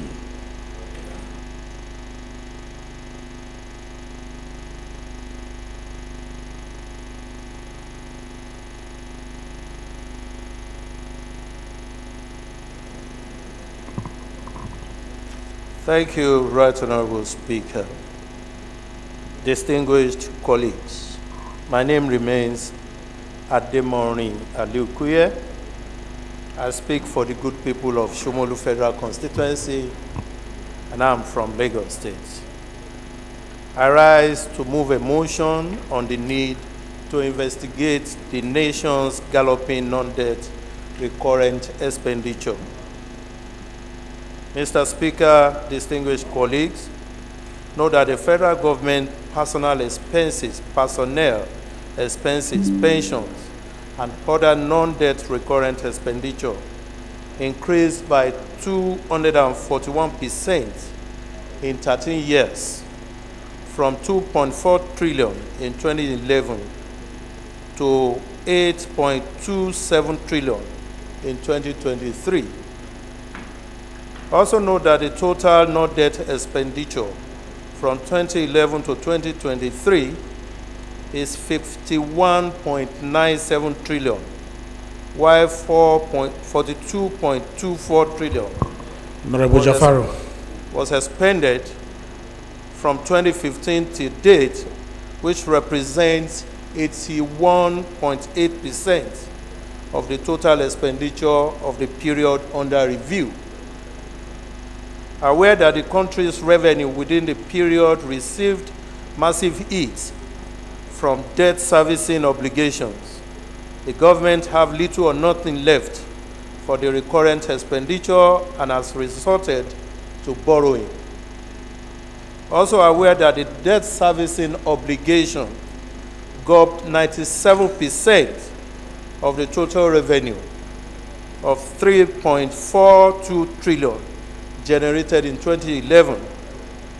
Nigeria expended 3.34 trillion on debt servicing, meaning all federal government salaries, overhead, capital expenditure was financed with loans and Central Bank of Nigeria support. Informed that the country's revenue of 3.4 in 2020, 4.3 trillion in 2021, 7 trillion in 2022 could hardly fund the wage bill of 5.7 trillion. 5.7 trillion, 7.1 trillion in 2020, 2021, and 2022 respectively. Worried that the federal government wage bill, pension obligations, and other non-debt recurrent expenditure continue to grow significantly despite the marginal increases in revenue and apparent increases in debt servicing pressures. Go to your prayers. Thank you, Mr. Speaker. Resolve to urge the federal government through the Office of the Secretary to the Government of the Federation to carry out a forensic audit of its staff to address the problem of ghost workers, to save money and reduce the increasing wage bill. Also urge the federal government to embark on cost-cutting measures to reduce other non-debt recurrent expenditure. Mr. Speaker, I would like to add a prayer by way of amendment, sir, that the committee on finance. No, I don't think you can do that. Okay, sir. This is a motion on notice. Okay, I'll just finish this and I'll allow other colleagues to do that, sir. The last prayer is to mandate the Committee on Legislative Compliance to ensure implementation. I so move, Mr. Speaker. Thank you. Any seconder to this motion?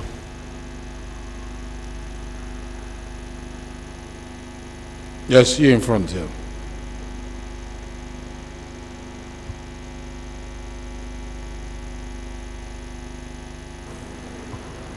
Thank you, Mr. Speaker. Kabiru Ahmadu Mepalis is my name. I represent the entire people of Busos IP Federal Constituency. Mr. Speaker, I am from Zamfara State. I rise to second a motion moved by Honorable Kuyu. I so second. Thank you.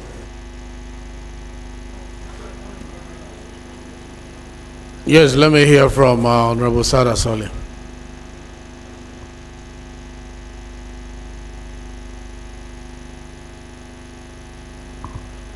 Mr. Speaker, my name is Sada Soli, representing Jibia Kaita Federal Constituency. Mr. Speaker, I'm from Kaduna State.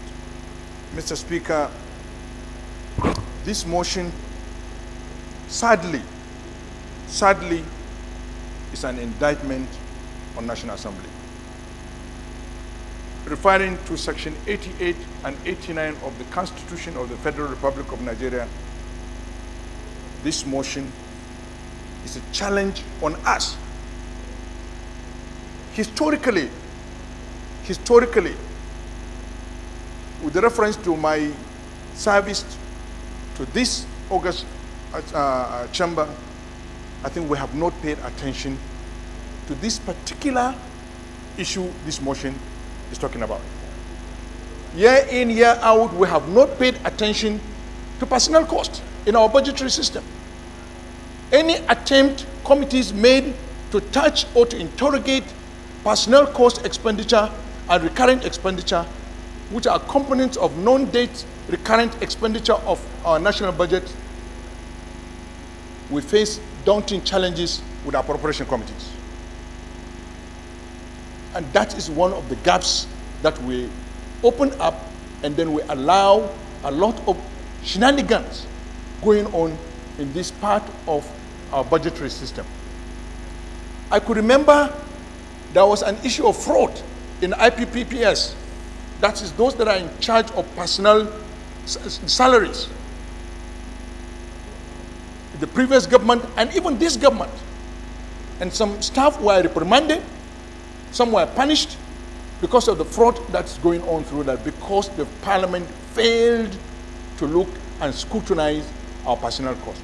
So, Mr. Speaker, I think I call the attention of all the committees to pay attention, and the leadership of this House should allow us for the first time to scrutinize personnel costs and recurrent expenditure in the next budget that's going to be presented to this chamber, so that we can address this problem. Thank you, Mr. Speaker. Thank you very much. The issue of oversight is of a great concern to the Parliament. That was why during the leadership retreat that was held recently, we agreed that there will be an introduction of electronic technological elements in our oversight functions on all the MDAs, where oversight functions will be more transparently conducted to increase the credibility of the outcome of such oversight functions, and also to make the Parliament more accountable in our relationship with this mandate on the MDAs. In the days that will be coming, I want to assure you that we are bringing on board a technology that will help us, while sitting in our offices, monitor what is happening in most of the MDAs, so that by the time we visit them for oversight function, we will have less job to do and more credible result for the taxpayers who has been asking this question, that the new innovation be introduced in the manner we conducted our oversight functions. That is coming on board, and it will be one of the legacy achievements of the 10th Assembly that we introduce technology in making sure that over and over again these kind of motions will not be presented in the House, because the job has been well done. Any amendment to this? Jaha, please. Make it brief, straight to the point. We don't have time.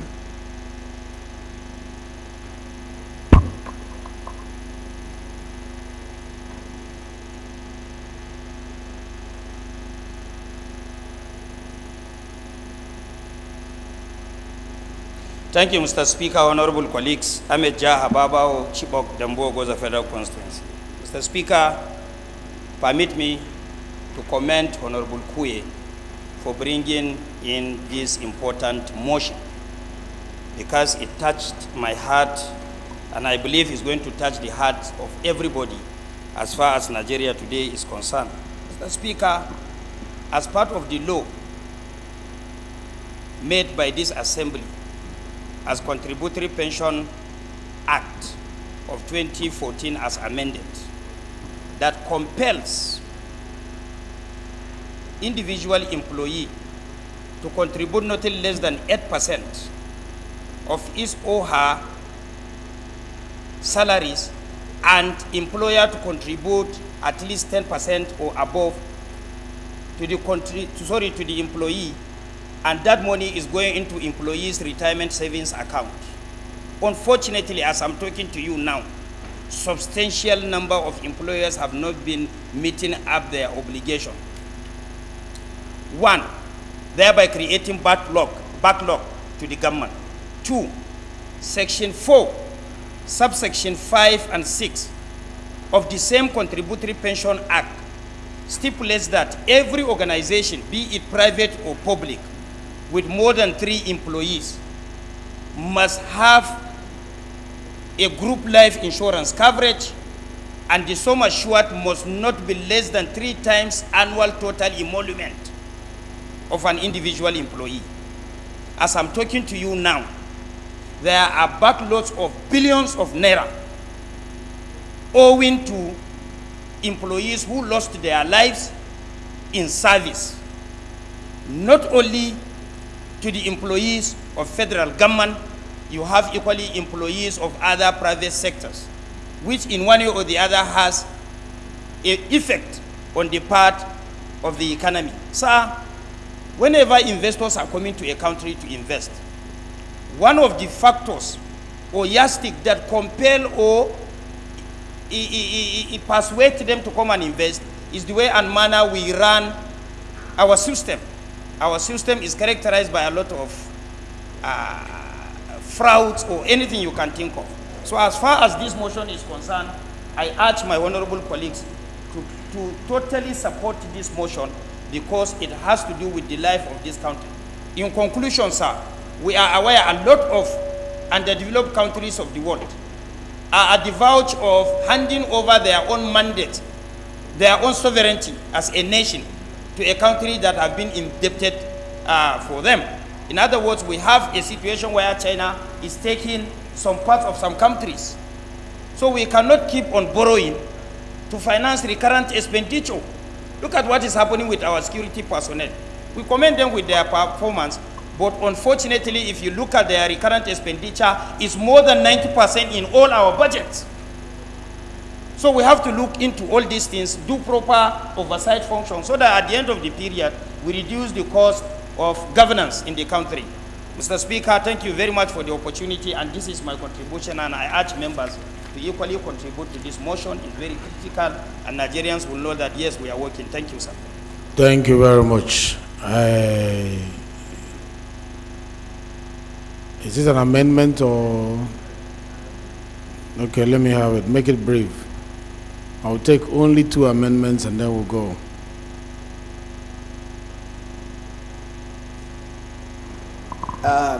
Mr. Speaker, I'm Honorable Ino Garba, representing Yamatu to the Federal Constituency from Gombe State. Mr. Speaker, my honorable colleagues, I commend the mover of this motion with the intention to amend one of the prayers, the first prayers, where it reads, to add the federal government through the office of the Secretary to the government of the Federation to carry out a forensic audit of its staff to address the problem of ghost workers, to save money and reduce the increasing wages. My amendment is where it is Secretary to the Government of the Federation, it will be through the office of the head of service. Through the office of the head of service. Why is that? To read all the federal government through the office of the Secretary to the Government of the Federation, through the office of the head of service to carry out a forensic audit, blah, blah, blah, up to the end. No, that is not necessary. But I think it will help because the head of service... No, the SGF will know what to do. Okay. Because all of them report to him. Okay, so thank you. You wish to stop it down? Step down your amendment? Well, as the chair wishes. Thank you. Thank you. Yes, let me hear you, please.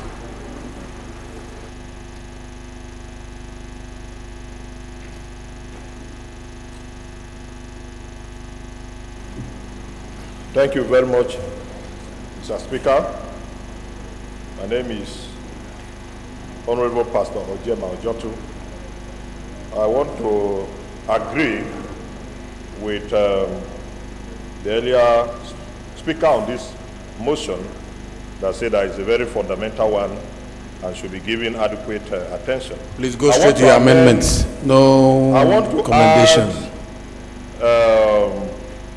An amendment. I want to add a prayer to say that the House should urge the Committee on Finance to handle the matter, and at the same time, in line with the contribution of Honorable Jaha, I also want to say that they should investigate the position of the contributory pension. That is the one jointly contributed by the government and that of the workers, to know exact position of it.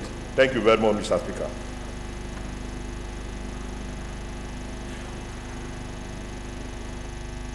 Any seconder to that motion, please? Yes, down there. Yes. Not you, the one behind you.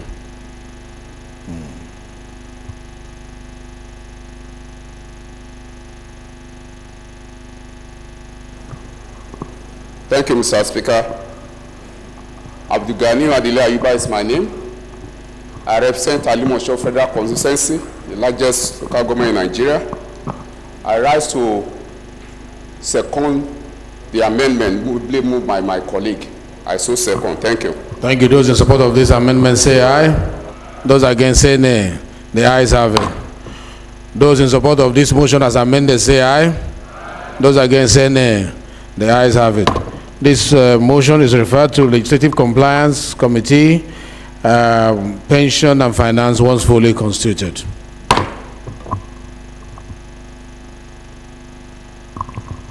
Honorable colleagues, the sixth order of the day is a motion on the need to construct the Akonike Junction, Ugwomo, Emene, NNPC depot, Abakaliki Ogoja Gateway in Enugu State to reduce the high rate of accidents in the area.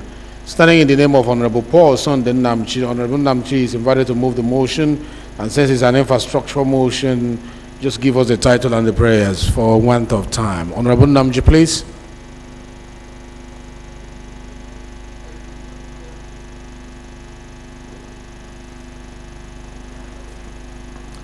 Thank you, Mr. Speaker. Thank you, honorable members. My name is Honorable Professor Paul Sunday Namchi.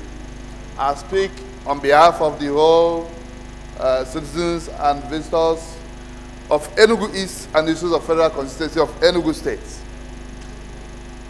The motion is on urgent need to construct the Akonike Junction, Ugwomu, Emene, NNP's depot, Abakaliki Ogoja Gateway in Enugu State to reduce the high rate of accidents in the area. Mr. Speaker, could you permit that I read a portion of this motion, which is quickly read it before the amendment, just to highlight a bit of what it can, the importance. It's on notice, so we have it written down. Your motion is on notice. Give us the title and give us the prayers. Okay, having done the title, the prayers are to mandate the Committee on Works when constituted to liaise with the Federal Minister of Works and Housing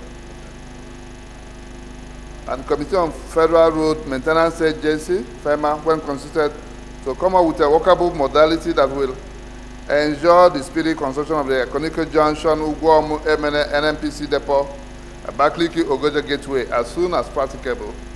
The second one is to mandate the Committee on Works, Appropriation and Legislative Compliance when constituted to ensure implementation. Thank you, Mr. Speaker. You so move. I so move. Thank you. Any seconder to that? It's coming from the side. I'm going to the north. Yes, you in front there. Yes, go ahead. You, yes.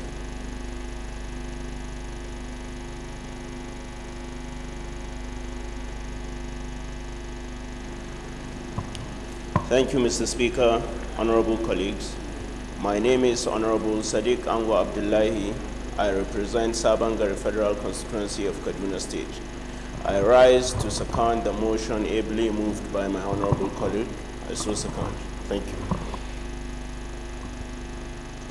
Thank you very much. It's an infrastructure motion. There's no need to drag it further than this. I just put the question. Those in support of this motion say aye. Those against say nay. The ayes have it. This motion is referred to the Committees on Work and Appropriation, one fully constituted. Honorable colleague, the seventh order of the day is a motion on the need to control the gully erosion, Auchi Aginebode Road, particularly at Ayongwiri and South Ibi communities in Isako East and Central from other parts of Edo State, starting in the name of Honorable Anamero Dekiri. Honorable Dekiri is invited to move the motion. It's a disaster motion. Honorable Dekiri, please, the title and the prayers.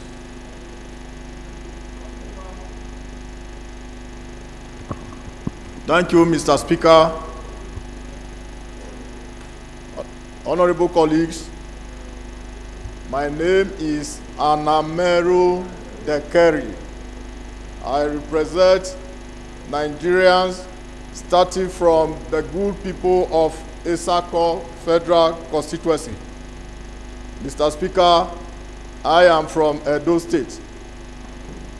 Mr. Speaker, honorable colleagues, I rise to move the motion on the need to stem the rising cases of environmental degradation in Esako Federal Constituency. The House resolves as follows: to all the rural Kuye, please sit down. It's not when you finish your motion you leave. You have to support other motions. Thank you, Mr. Speaker. The House resolves as follows: to all the rural electrification agencies to replace the damaged electricity poles, wires, and its components, and reconnect the affected communities to the national grid. Also urge the Federal Road Maintenance Agency to urgently intervene in reconstructing the bridge linking Okugbe community with Awiyemu community, Ayoguri Ugbona axis of the Auchi to Agenebode Federal Highway to allow immediate access by vehicles and commuters to other parts of the country. The House further resolved urged the Federal Ministry of Works to compel the contractor Hardly the road project to resume work without further delays. The House also urged the Federal Ministry of Environment and the Office of Ecological Fund to declare a state of emergency on the Auchi and its environment to provide holistic remediation to safeguard lives and properties in Esako Federal Constituency in Edo State. Finally, the House urged the Federal Ministry of Humanitarian Affairs and Poverty Alleviation and National Emergency Management Agency, NEMA, to provide relief materials to affected communities across the Esako Federal Constituency. Mr. Speaker, honorable colleagues, I so moved. Any seconder to that? It's coming from the south, so I'm going to the north. I'm going back. Right there, yes. Press your microphone, yes. Not you, wearing blue, the light blue, please.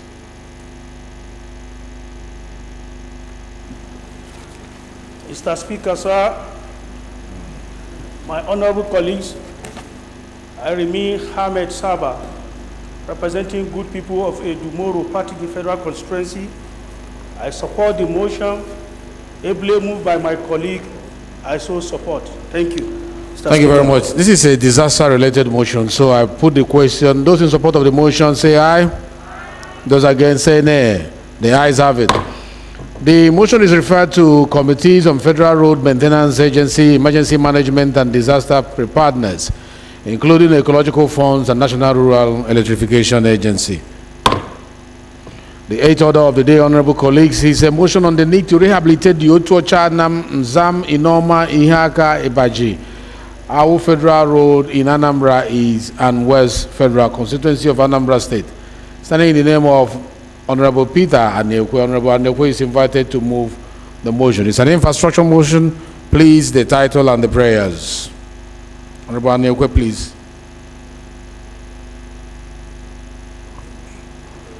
Thank you, Mr. Speaker. Honorable colleagues, my name is Honorable Peter Anekwe. I represent the good and the hardworking people of Anambra East and West. Mr. Speaker, I'm from Anambra State. I rise to move the motion on the need to rehabilitate the Otuocha Anam Nzam, Inoma, Ihaka Ibaji, Otigu Federal Road in Anambra East and West Federal Constituency of Anambra State. Mr. Speaker, If you allow me to read a portion and go straight to the prayer. You also know that the Otuachanzam Inoma Baji Odulu Ajegu Federal Road is a strategic road linking Anambra and Kogi states through Anambra West local government, connecting a Baji local government as well as other northern states from the southeast. Let me go to the prayer. We ask all the federal government to interface with the Federal Ministry of Works and Federal Road Maintenance Agency, FEMA, to commence rehabilitation on that road. To mandate the Committee on Legislative Compliance to ensure compliance. I so move, Mr. Speaker. Thank you. Any seconder to this motion?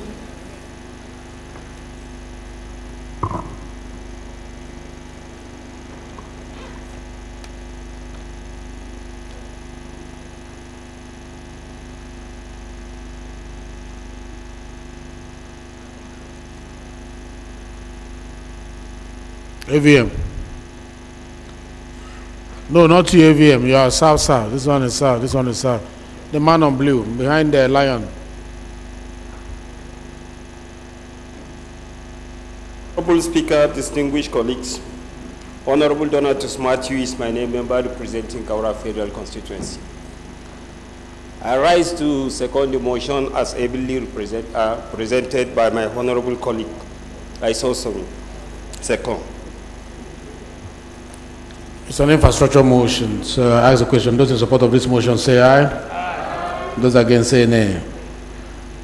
The ayes have it. This motion is referred to Committee on FEMA and Legislative Compliance once fully constituted.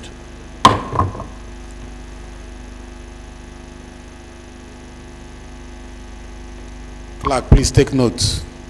FEMA, in addition to Legislative Compliance.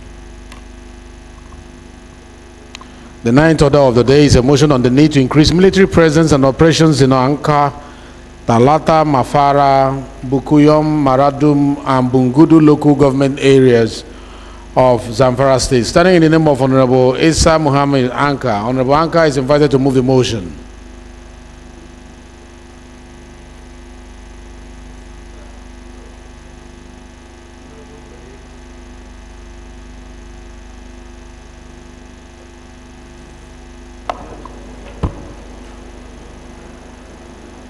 My speaker or our speaker, honorable colleagues, my name is Isa Muhammad Anka, representing the good people of Anka, Talata Mafara, Zamfara State. The honorable speaker, permit me to read the heading of this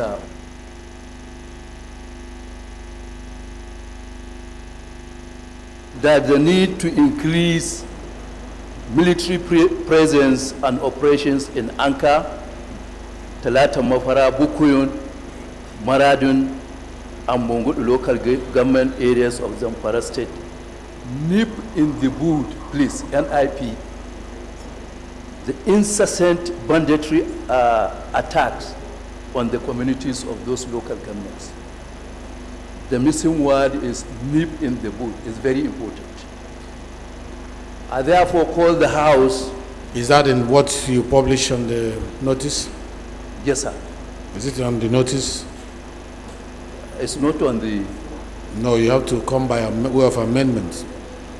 You lead your debate based on what is on notice.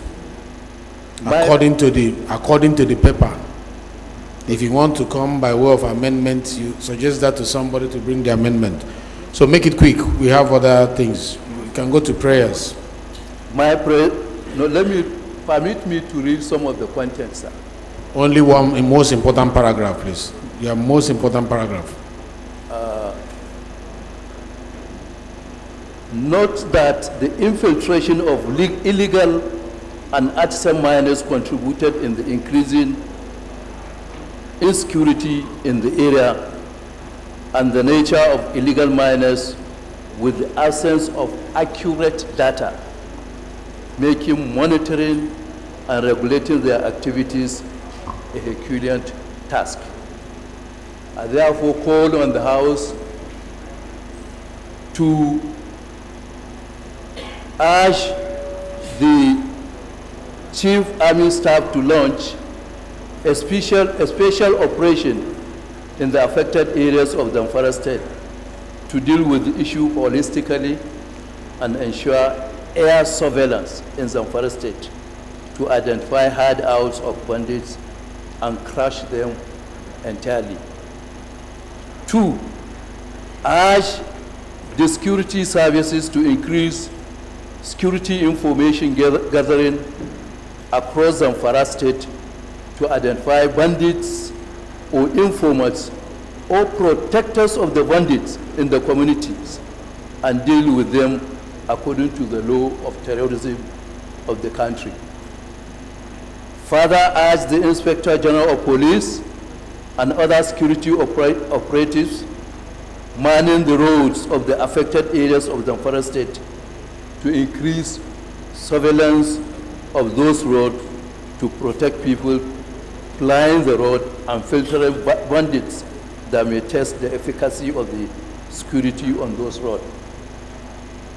Again, urge the Federal Ministry of Solid Minerals Development, the Mining Cadastral Office, and other relevant agencies of the mining sector to devise strategic mechanism of eliminating illegal or artisan miners to regulate and monitor their activities to enhance the security of the affected areas. And finally, mandate the committees on army and police affairs to ensure compliance. Thank you, sir.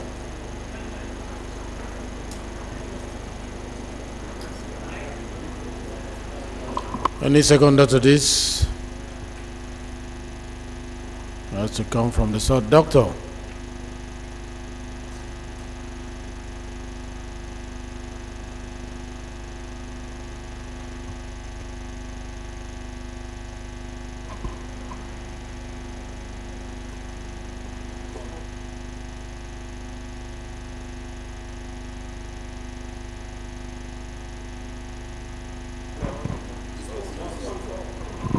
Okay, thank you. Thank you, Mr. Speaker. My name is Dr. Adeshola Adedayo. I'm from Lagos. I represent the good people of Apapa. I rise this afternoon to second the motion moved by my honorable colleague. I so moved. Thank you, Mr. Speaker and colleagues. Thank you very much. I only take one amendment to this. It's a security related. We can amend it. Let me, the man from Zamfara, Gumi, Honorable.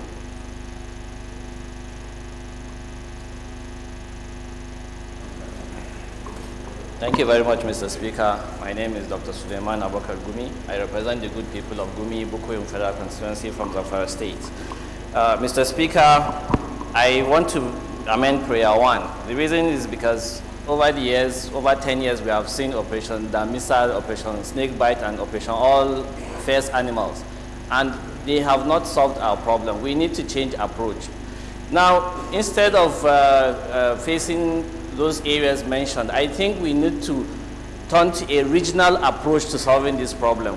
Let us change the prayer. Let it urge the Chief of Defense Staff to launch a regional operation involving all the northwestern states to ensure a unified approach to the fight against banditry covering those areas. And I want to add another prayer. Urge the Chief of Army Staff to create more forward operating bases in all the areas being liberated from the bandits to ensure a lasting peace in those areas. I so move. Thank you. Any seconder to that coming from the south? Gentleman on the second row, not you, the one in blue, yes. Mr. Speaker, thank you for the opportunity. My name is Honorable Engineer Chijoko Kereke, representing the good people of Aninri Ogu Ojiriva Federal Constituency from Enugu State. I stand to second the amendment ably moved by my colleague. I so second. Those in support of the amendment say aye. Those against say nay. The ayes have it. I'll take the last amendment from Mansour. The last one. Mansour, move to the next row.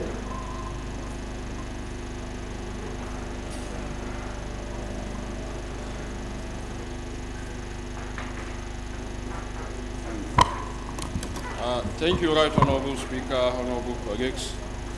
I remain Honorable Mansour Manu Soro, member representing the Razu Ganjua Federal Constituency from Bauchi State.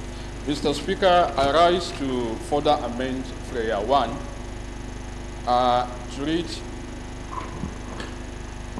read as follows, that the House call on the Chief of Army Staff, Chief of Air Staff, Inspector General of Police, the National Security Advisor, to visit Zamfara State, Sokoto, Katsina, and Kaduna for an on-the-spot assessment with the view to launching a special regional operation in the affected areas to deal with the issue holistically and ensure air surveillance in the northwestern region to identify hideout of bandits and crush them entirely.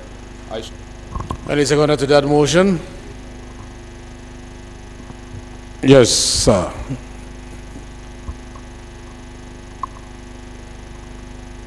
You press your mic so that I can see where you're standing. Mr. Speaker, honorable colleagues, I'm Hussaini Mohammed Jallo, representing Igabi Federal Constituency, Kaduna State. I rise to second the amendment heavily moved by my colleague. I so second. Thank you.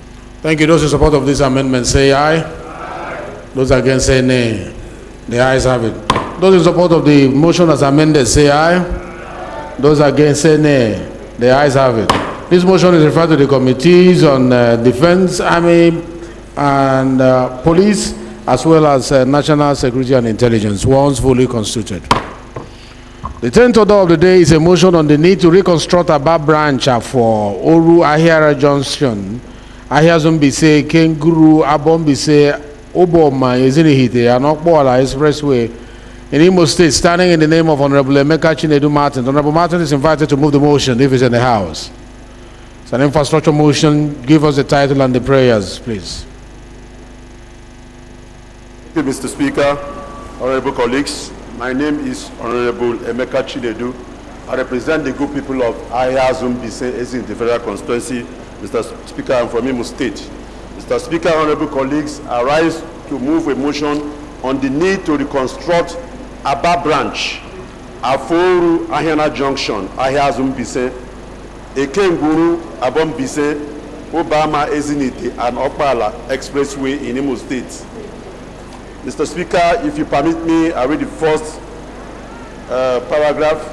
The House notes that the Aba branch, Mbano Aforu Junction, Ahiazumbise, Ekenguru, Abombise, Obama, Okpala Expressway, which cuts across Ehime Mbano, Ahiazumbise, Ezinite Mbise, Abombise, and Okpala local government area of Imo State, is a major link road that connects Imo State to Enugu, Abia, Rivers State, and other states in the country. Mr. Speaker, the House resolved that one, all the Federal Ministry of Works to include full-scale reconstruction of Aba branch, Anyana Junction, Ahiazumbise, Ekenguru, Abo Mbise, Obama, Ezinite, and Okpala Expressway in the 2024 budget estimates. 2, mandate the Committee on Works to ensure compliance. I so move, Mr. Speaker. Any seconder? Now to come from the north, not those who have spoken before. We have to allow this to go around. The gentleman at the back there, is that Tessia?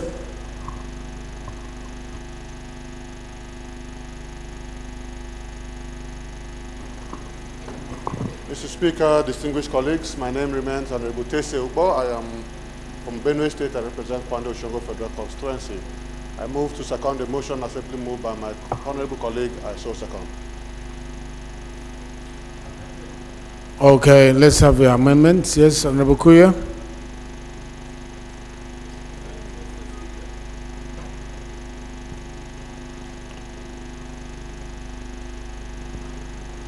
Thank you, Mr. Speaker. Going through the body of this motion, Mr. Speaker, and noticing that people's ancestral homes and compounds and even their farmlands have been greatly affected as a result of this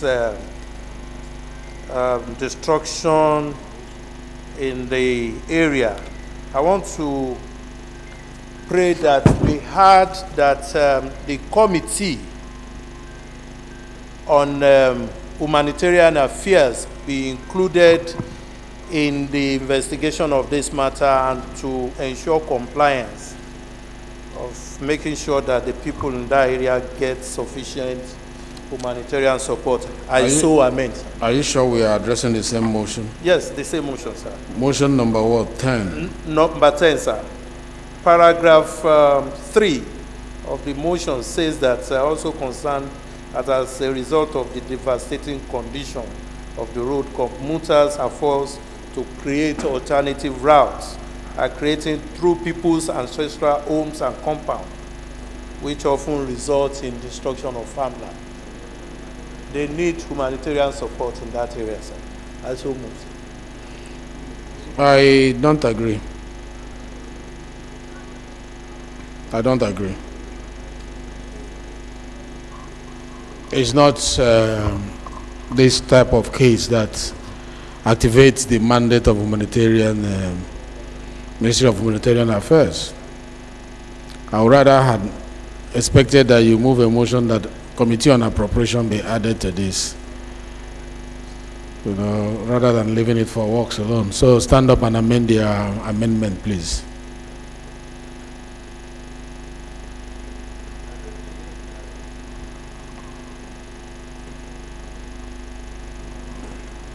Take the hint, Mr. Speaker. And you are lucky, and the mover of the motion is lucky that the chairman. I think he's the chairman. Chairman of the appropriation is in-house listening. So you can't I want leave to him. amend that a prayer be added that the Committee on Appropriation be included in the committees that will ensure compliance. Thank you. Any seconder to this motion? Yes, the man wearing the white beautiful cap. Mr. Speaker, distinguished colleagues, my name is Dr. Midala Usman Balami. I represent the good and dynamic people of Askira Uba, Howell Federal Constituency. Mr. Speaker, I'm from Borno State. Mr. Speaker, I rise this afternoon to second the amendment beautifully moved by Honorable Kuye that the Committee on Appropriation be added to this very important motion on the need to construct a road in moved by matters. Thank you. I so support, please. Thank you. Those in support of this motion say aye. Those against say nay. The ayes have it. This motion is referred to Committee on Works and Appropriation once fully constituted. Honorable colleagues, the 11th order of the day is a motion on the need to ensure the proper payment of top priority judgment debt incurred by ministry, department, and agencies through promissory notes. Standing in the name of Honorable Lanre Okunlola, Honorable Okunlola is invited to move the motion. He's not around, and he will be represented by Honorable. Oh, you are there. Okay, please. Make it brief and straight to the prayers. Thank you, Mr. Speaker. My name is Architect Lanre Okunlola. I represent the good people of Surulere 2 Federal Constituency. I am from Lagos State. Honorable colleagues, Mr. Speaker, I rise to move a motion on the need to ensure proper payment of top priority judgment debts incurred by ministries, departments, agencies through promissory notes. The House notes the need to resolve top priority judgments incurred by the ministries, departments, agencies of government through issuance of promissory notes in the sum of $556 million, 584.31 cents.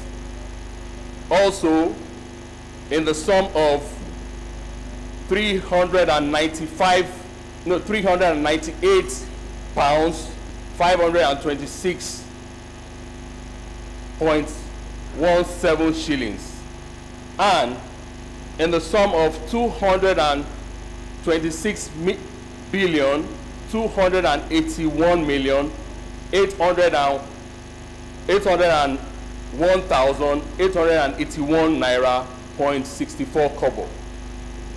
Concerned that the judgment debt are top priority obligations that require prompt resolution to ensure financial stability and reputation of government. The House resolves as follows: acknowledge the existence of the magnitude of judgment debt incurred by the ministries, departments, and agents of government. Recognize the urgency in addressing the judgment debt to safeguard the financial stability of the government. Authorize the issuance of a promissory note to settle judgment debts. Mandates the Committee on Aids, Loans, and Debt Management to oversee the process of issuance of promissory notes and report back for further legislative action. I so move, Mr. Speaker. Thank you. Thank you very much. Any seconder to this? Any seconder to this? We are going to the north. Those who have not spoken before, allow others to have the opportunity. Yes, at the back, Ghana.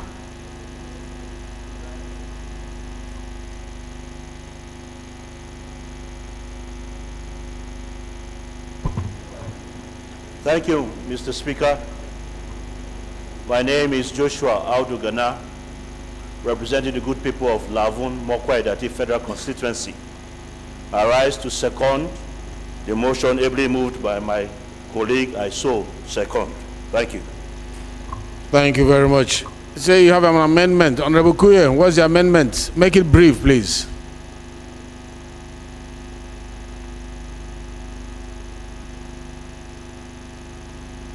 Thank you, Mr. Speaker. My amendment will be to prayer 4, to mandate the Committee on Aids, Loans, and Debt Management and the Committee on Justice to oversee the process of the issuing of the promissory note and report back for further legislative action.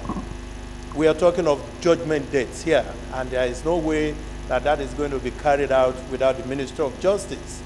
And it is the Committee on Justice that oversees. You are right. Any seconder to that motion? Yes, Anthony. Any seconder to that motion?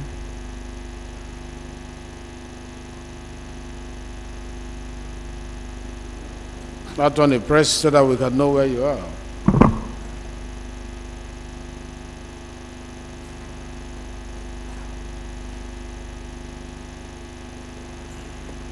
Thank you, Mr. Speaker. My name is Attorney Matthew Nwogu. I stand to second the motion. The amendment ably moved by my colleague, I so second. Those in support of this amendment say aye. Those against say nay. The ayes have it. I think one more amendment. I take one more, please, so that it will not be so watered down. Yes, the man with the black card.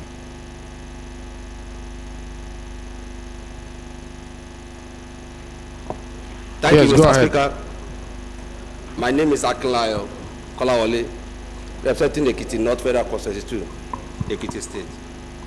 My amendment is paragraph 3 should be expunged, that House will authorize the issuance of promissory note to settle the judgment. Promissory without cash backing is nullity, so that should be expunged from the from it. Paragraph 3. You are saying that paragraph 3 should be expunged? Yes, sir. And replaced with what? Or just taken out completely? Taken out completely. What's your reason? The reason is you can't give a promissory note without cash backing. Yeah. Say that again? We cannot authorize to give a promissory note when we don't know the status of their account in the ministry. They don't have cash backing, so there's no way to give a promissory note. All right. Do you have a seconder to this amendment? That 3 be expunged. I hope you know the implication. Off your mic if you are finished. Any seconder? Any seconder? You are seconding. What are you seconding, sir?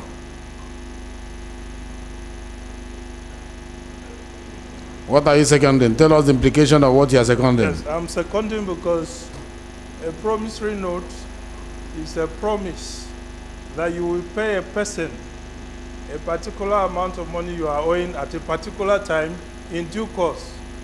They are issued based on the expectations of cash backing, like my colleague said. You can't issue a note, a promissory note, without an expectation of cash backing or without making provisions for the backing.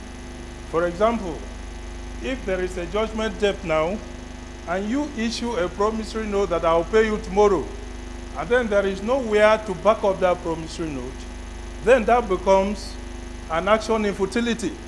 So what he has said has value. The promissory notes must be backed or an expectation of cash backing for them to be effective. Thank you. Good. Is it on the same thing, Honorable Isiaka? Amendment or on the same thing? Honorable Isiaka, is it on the same issue? Are you lending your voice to that, or you are bringing a new thing? Explain. Okay. Mr. Speaker, still Ibrahim Ayokunle Isiaka, E4 Eweko Federal Constituency. I'm from Ogun State. Distinguished honorable members, Mr. Speaker, once again I want to place the House on the side of caution about this motion, Mr. Speaker. One would have expected that, as brilliant as the motion is, if it were to be an investigative motion, a call for an investigation and the outcome to now come back to the House for further legislative action would have been more appropriate. But for what the House is not even privy to before now, the House is acknowledging, according to prayer 1, acknowledging that there is an existence of a judgment debt. I don't know if that has been presented to Mr. Speaker or presented to the House. And recognizing, according to prayer 2,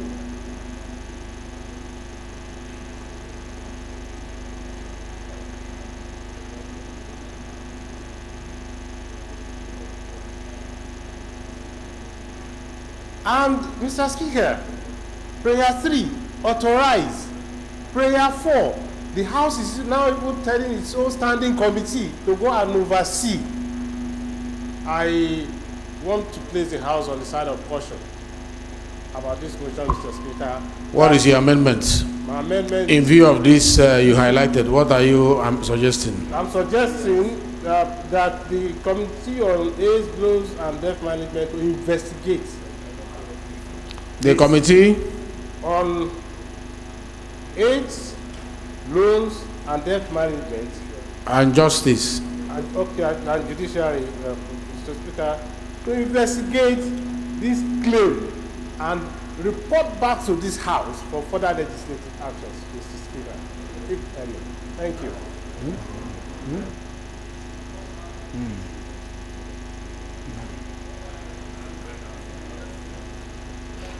But what is the timeline for your proposal? It's good enough to say investigate. It can. We don't want investigation that will be ad infinitum. We want investigation that will have a timeline so that the House can act. What are you proposing in addition to what you just proposed? You just stated now.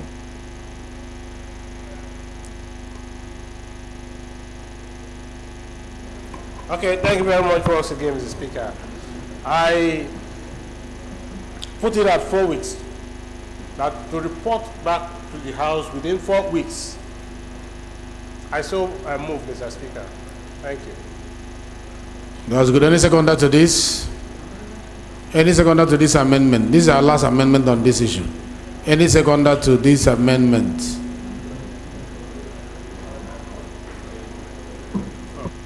I want to go to the north. Yes. Yes, yes, sir. Go ahead. Second. Not you.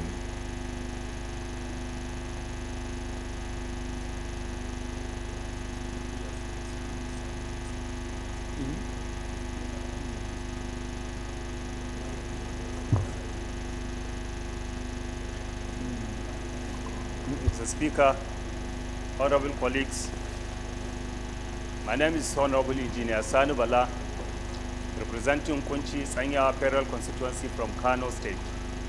I rise to second the amendment as ably proposed by Honorable Ishaku Ibrahim. I so second.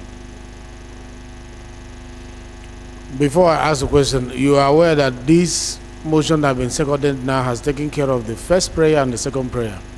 So it means that it's going to be only this prayer now that will be there in this amendment. We're in agreement to that, isn't it? Those in support of the motion as amended say aye.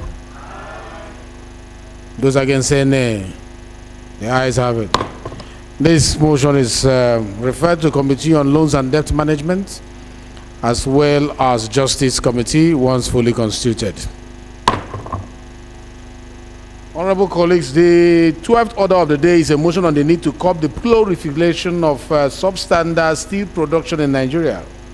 Standing in the name of Honorable Aluko Ahmed Yinka, Honorable Yinka is invited to move the motion. Please make it brief.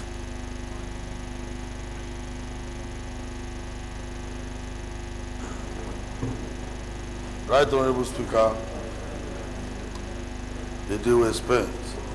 My distinguished colleagues, my name remains Dr. Aluko Ahmed Yinka, representing the entire people of Ilorin East, Ilorin South Federal Constituency of Kwara State. Mr. Speaker, I'm here this afternoon to move this motion to address the alarming proliferation of substandard steel products in Nigeria, emphasizing the critical link between substandard materials and the frequent incident of unit collapse in Nigeria. Mr. Speaker, sir,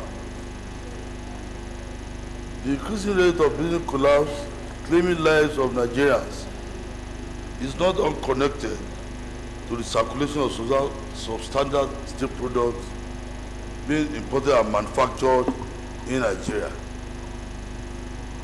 It is instructive to note, Mr. Speaker, sir. Are you moving according to the paper or are you moving from your head? I just want to emphasize. No, move according to the motion paper. Thank you, Mr. Speaker. Choose one paragraph or two and then move to the resolution, please. Yes, sir. But the regulatory body, the standard organization that has saddled the responsibility of ensuring that standard products move according to the motion paper. Read it. Read the paragraph. Motion. That's why it is on notice. You can't go outside what you have notified us on. Thank you. Yeah. Just read first paragraph, second paragraph, go to your resolution, your prayers. All right. I want to know that the standard organization has a mandate to ensure standard production across sectors. Also, that the Federal Competition and Consumer Protection Commission is mandated by law to promote and protect the interests of consumers all over products and services. It is worrisome about the high rate of substandard steel products in the market, and it's very alarming. That the production and distribution of substandard steel products expose the lives of Nigerian consumers to threats. On this note, Mr. Speaker, I want to seek the indulgence of the House to urge the Standard Organization of Nigeria to stop the compromising and commence massive enforcement of its mandate to prosecute anyone dealing in substandard steel products to face the law as enshrined in Section 4, Subsection 1 of the Standard Organization of Nigerian law. Also, to urge the Federal Competition and Consumer Protection Commission to live up to its core mandate as stipulated in the Federal Competition and Consumer Protection Act of 2018 by eliminating hazardous and substandard products to our market. As almost, sir. Any seconder to this motion? It's coming from Yinka South. We're going north. I'm not. You are not? No, Central. Okay, we are going to south. Amendment, sir. Let's have Honorable Idu.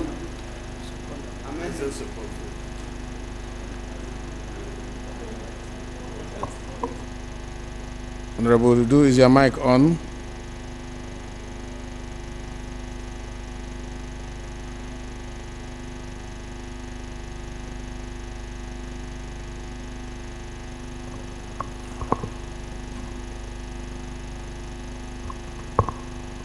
Thank you, Mr. Speaker.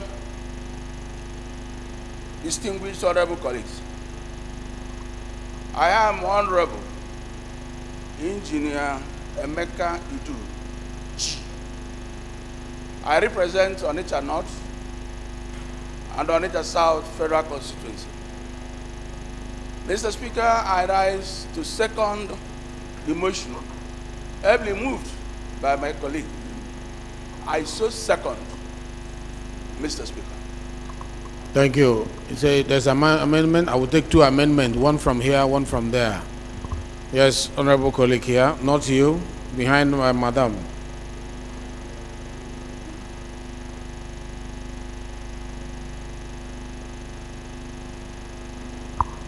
My name is Honorable Ambassador James Shaibu Barker, representing Gombe Home Federal Constituency, Adamawa State. It's just a small amendment here, and the amendment is number 1 amendment. They're compromising to urge the Standard Organization of Nigeria to stop the compromising. I think it's an indictment, so we should delete that. It's an indictment, just to say and to urge the Standard Organization of Nigeria to commence, because when you say it's to stop the compromising, it means you have indicted them already. So that should be struck out. Thank you. Did we understand the amendment? Yeah. Any seconder to it? Any seconder? No, it's an amendment. It has to be seconded. If you are changing any word on that motion on notice, it can only come via amendment, which you must notify the clerk at table at the end of the gavel. So I want to know who is seconding this amendment. Yes, the gentleman behind, yes. Yes.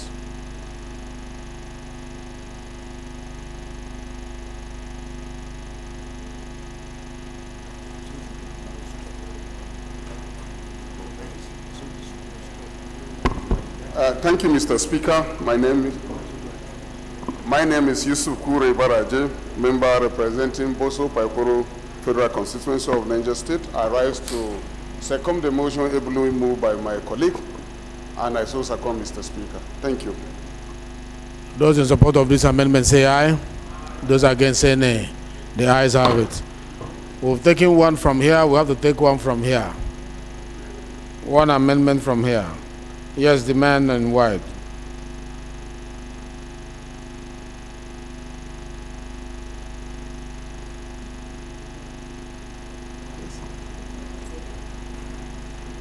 Mr. Speaker, honorable colleagues, my name is Sani Egidi Abdurrahim, representing the good people of Ajakuta Federal Constituency. I rise this afternoon to amend the motion that have been raised by my colleagues here, just to add to the prayer that you cannot give what you don't have.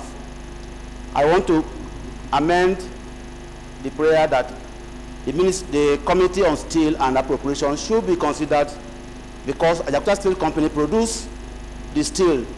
And if Ajakuta Steel Company comes on board, I'm sure this substandard issue will be a thing of past. What's the amendment? My amendment We are goes, debating now. Yes, my amendment goes as this. Mandate Committee on Appropriation and the Steel Committee to adequately provide funding for steel development in Nigeria, especially Ajakuta Steel Company, to come on board. So I so amend, sir. Well. And second amendment is that if an ad hoc committee can be constituted to investigate the activities of substandard organizations of Nigeria concerning the production of substantial steel products in the country. Your amendment is not clear to me. Mr. Speaker. Make it, simplify it. The Mr. first Speaker, amendment is what? Mr. Speaker, honorable colleagues, I want to amend that motion by adding the Committee of Steel and Appropriation to look at the sources and adequate funding of the Steel Development Ministry for the completion and operation of Ajakuta Steel Industry.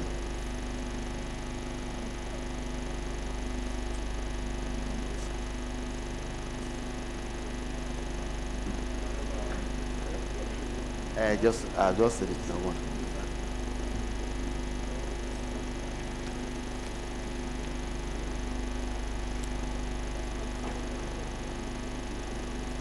Honorable Speaker, honorable colleagues.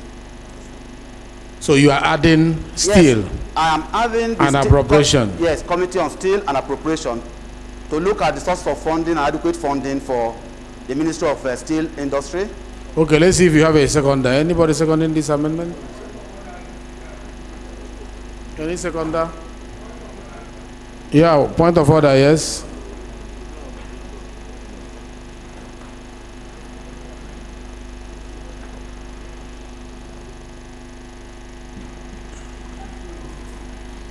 Mr. Speaker, as point of order I'm raising from order, in order to preserve the rest, that's the title of this motion, Mr. Speaker. I have not where Ajakuta and provision for funding is coming in under the need to curb proliferation of substandard steel production in Nigeria. Introducing this new, which I will suggest, advise, and plead to my honorable colleague that it can come under another motion, will not preserve the rest and the intent purposes of why Honorable Aluku Ahmed Yinka moved this motion. I so submit, Mr. Speaker. I actually agree with you that this amendment should not go outside the subject matter of the motion. It's our rule. If you must amend, it must be within the parameters of the subject matter for which that motion proposes. To go outside it and begin to introduce new items is against the provisions of our standard orders of the House. And I don't think in this case, like Honorable Isiaka pointed out, that was mentioned in the body of the motion, and we may not be tolerating incorporating that for amendment. Leader, let's hear from you the last. Still on this steel? Mr. Speaker, Julius with all due respect, Mr. Speaker, I think that suggestion is not outside it. The long-term solution to the problem of the motion is for the federal government to get its own steel plants working. None of them are working. So So it's a long-term solution, and I think to use it to conclude the prayers will not be a bad idea. We the cannot. committee cannot do anything about it. We cannot mention Abiokute in the context No, of we're how. not mentioning any. It's to say urge the federal government through the ministry to get its own steel plants working. Good. That way, these substandard products he's talking about are important. Good. There are two different. Your prayer you are amending now is different from what was proposed by the last speaker. I know. So this year on is well taken, and you can move it as an amendment so that it will be seconded.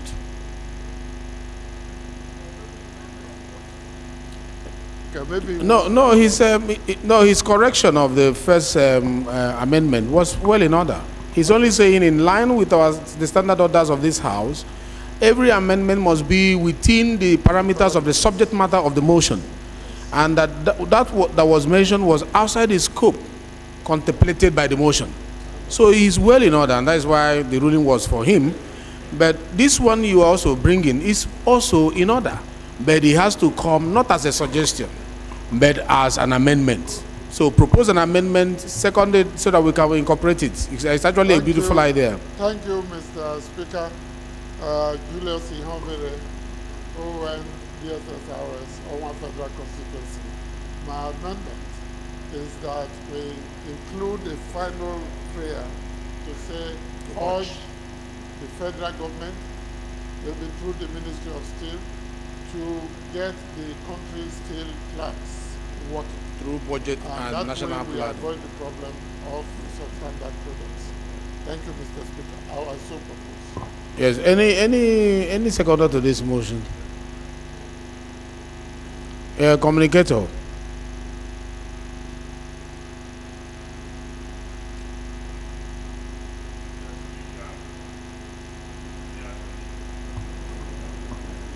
I rise to second the motion, the amendment as ably moved by the leader of the House.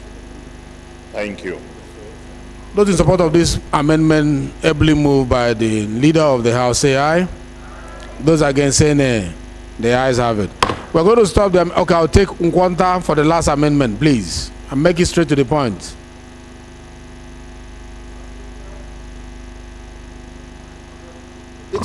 Thank you for this opportunity. This issue is a very, very important issue that has created a whole lot of please go straight to your country. I want to amend prayer number 1, where and to say that we include the COREN, the Council of Registered Engineers, to be part of the inspection team at the ports. The reason is that whenever any building collapses, we blame the engineers, yet they do not have any control on what quality of materials or steel that comes into this country.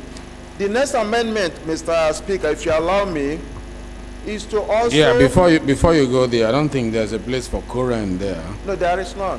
Yeah, the prayer is... we don't really need to bring Quran there. I don't really think... Mr. Speaker, it's an amendment to prayer number 1. To include the Council of Registered Engineers, urge the Standard Organization of Nigeria, SON, to stop the compromising and commence massive enforcement of its mandate to prosecute anyone dealing in substandard steel products to face the law as enshrined in Section 4, Subsection 1 of the Standard Organization of Nigeria Act 2015. And this act to be amended to include the Council of Registered Engineers. Okay, you are Nigeria. saying after 2015 you say include yes. Quran. Yes. Okay. Thank you. And number 2 amendment, Mr. Speaker, is to say that in the event that such substandard steel materials come into this country, the Nigeria Customs should be empowered to seize them and to confiscate them at a cost to the importer. Thank you, Mr. Speaker. That is a given. That is a given. We can't move that. It's a given. It's part of their mandate. So the first leg of his amendment, those in support, any seconder to it? Any seconder to that current should be added? Yes.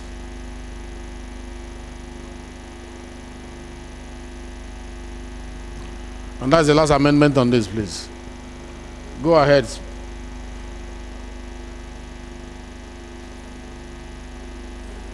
Mr. Speaker, honorable colleagues, I rise to second the motion. Amendment heavily moved by my colleague. I so second. Thank you. Those in support of this amendment say aye. Those against say nay. The ayes have it. Those in support of the motion as amended say aye. Those against say nay. The ayes have it. This motion is referred to the Committee on Industry and Steel Development once fully constituted. Honorable colleagues, the 13th order of the day is a motion on honoring Pa Taiwo Akikumi, designer of the Nigerian national flag, standing in the names of Honorable Kelechi Nwogo and Honorable Abbas. Honorable Nwogo is invited to move the motion.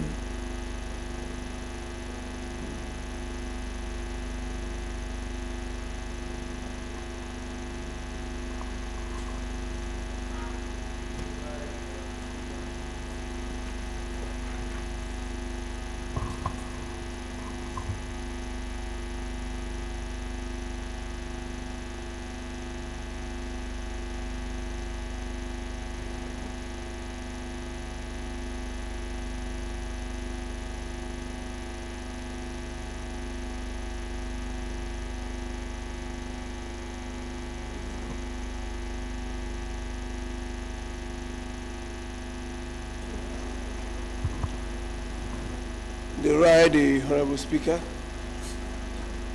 My name is Honorable Kelechi Nwogo. Mr. Speaker, if I borrow your word, I represent the people of Nigeria, starting from Ichie Omoma Federal Constituency. Mr. Speaker, I'm from Rivers State, the treasure base of the nation. Mr. Speaker, I will head straight to this motion. Honoring Pa Taiwo Akikumi, designer of the Nigerian national flag.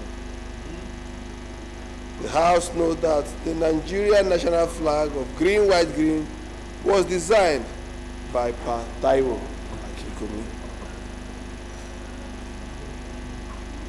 Mr. Speaker, Akikumi died at the age of 23 years old, who until his dismissal was commonly referred to as Mr. Flag. Also note that the national flag unveiled in Ibadan, the Uyo State capital, made history in the Guinness World Record as the largest flag in the world, covering 3,275 square meters. Being that Pa Michael Taiwo Akikumi, a patriotic Nigeria, was born on the 10th May 1936 and died after a brief illness on the 29th August 2023 at the age of 87 years. Aware that he held the National Honor Award. Honorable Moshood Kayode, please approach the chair. Aware that he held the National Honor Award of the Order of the Federal Republic and honoring life presidential advisor. Also aware that the national flag fly at half-mast as directed by the federal, state, and local government area councils whenever the need arises to commemorate national mourning. Mr. Speaker, I head straight to the prayers. We resolve that we observe a minute silence in honor of late Pa Taiwo Akikumi. 2, urge the federal government to declare 29th August annually as public holiday, National Flag Day, in commemoration of his death. Mr. Speaker, there is room for amendment, so I plead the House to hold on. Send delegation to condole with the family. Also urge the federal government to direct that the flag be flying at half-mast in all government institutions on the day of his funeral, and give Pa Taiwo Akinkunmi befitting state burial. Mr. Speaker, we also plead that this motion should be transmitted to the Senate for concurrence. I so move. Mr. Speaker, second.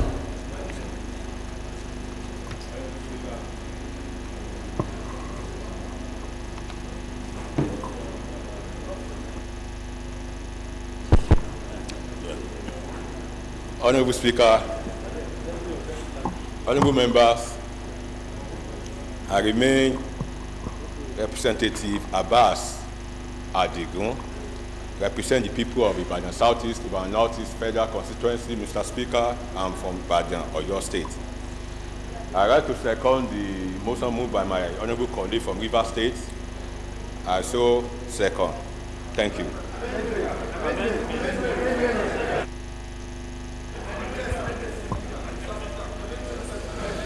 I was expecting this. That shows that we are attentive, and I really appreciate that. That shows that we are taking it as a serious matter, and I really appreciate that. So we're going to start from the leadership of the House. Madaki, I want to amend. Oh, you want to speak first? Please, Honorable Madaki, 1 minute, please. 1 minute. I think let's allow Abbas to say one or two things as one of those who push for this motion. And then you have a right of reply, Kelechi. Okay? Make it brief, please. Before they suffocate you with amendments. Honorable Speaker, we have to do something about our speaker in this house, because some of them are not working well. Mr. Speaker, thank you for giving me a chance to make to read some citation pertaining to the great man that dismissed Pa Michael Taiwo Akinkunmi, however. We have to understand that Mr. Taiwo finished his primary school education from Baptist Day School, Idikan, in 1949. Proceeded to Ibadan Grammar School, where he enjoyed a good education. Pa Akinkunmi left Ibadan Grammar School in 1955. Appointed as an agricultural at the Western Region Secretariat in Ibadan as a civil servant. Are you reading about him again? We have to talk about. No, just tell us a little bit about him. To know who this man is, Mr. Speaker. Just tell us a little bit about him. People don't know about this man, sir. Okay, let me brief. Thank you, sir.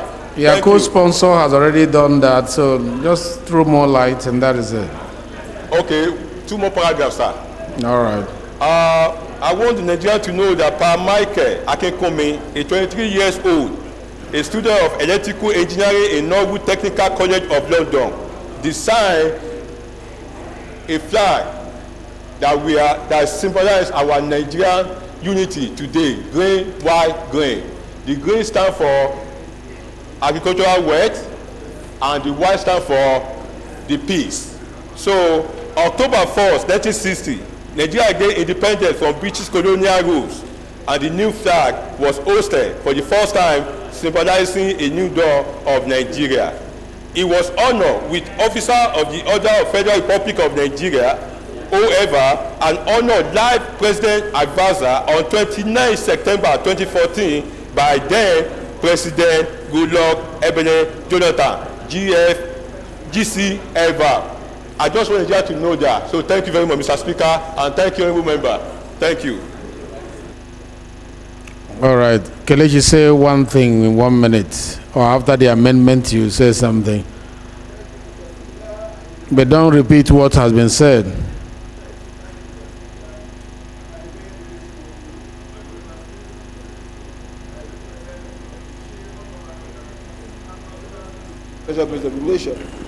Mr. Speaker, thank you for this privilege.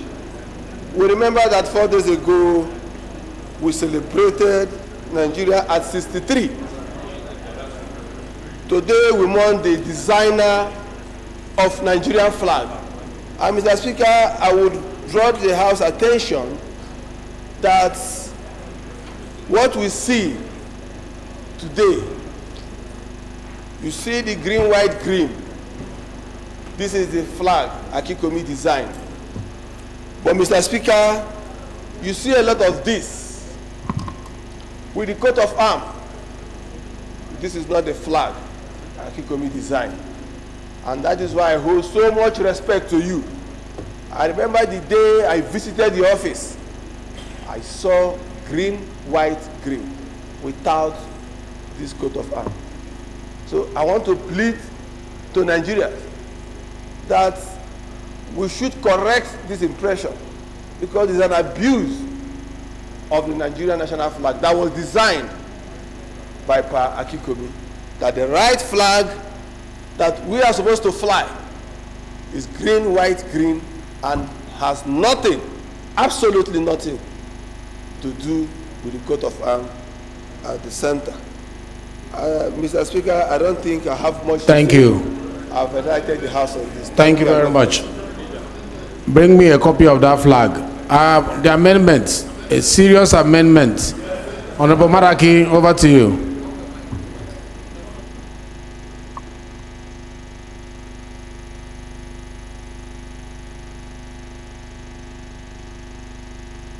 My amendment has to do with prayer 2, where he requested for declaration of the day as a national holiday. Instead of that, I will replace it with urge the federal government to declare 29 August annually as Michael Taiwo Akinwumi National Flag Day in commemoration of his death. That is with regard to prayer 2. Then prayer 4. Instead of what he has, I think it should be also urge the federal government to give late Pa Michael Taiwo Akinwumi a befitting state burial. These are my 2 amendments. Thank you. Very good. Any seconder to this amendment? Honorable Eze, please, second. No further amendment on this. Okay, I'll give you Chairman Works.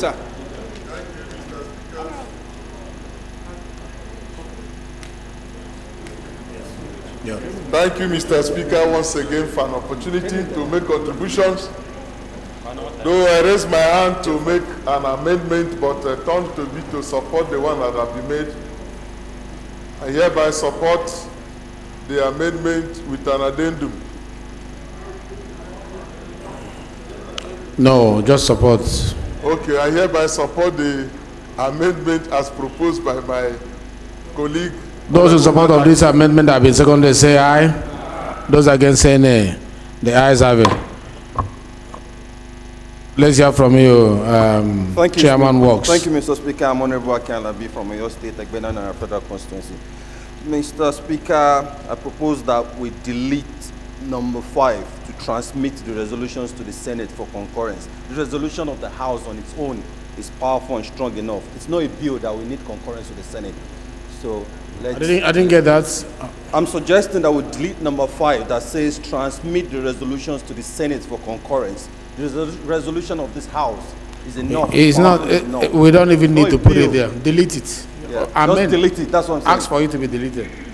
Sorry? Is that what you're asking for? Yeah, to delete it, yeah. Okay, I mean, it should be deleted. Any seconder to that? I'm looking for those who have not been speaking. If you've not been speaking, stand up. You can sit down. Please sit down. You behind, you there. You. Honorable, yes. All right, go ahead.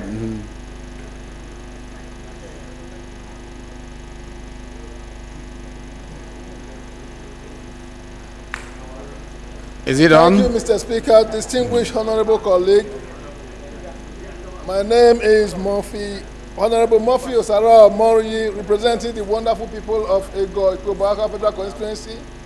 Mr. Speaker, I'm from Benin City, Edo State, in the South-South region of Nigeria. Mr. Speaker, I rise to support the motion or to support the amendment ably moved by my able colleague. Mr. Speaker, I so support.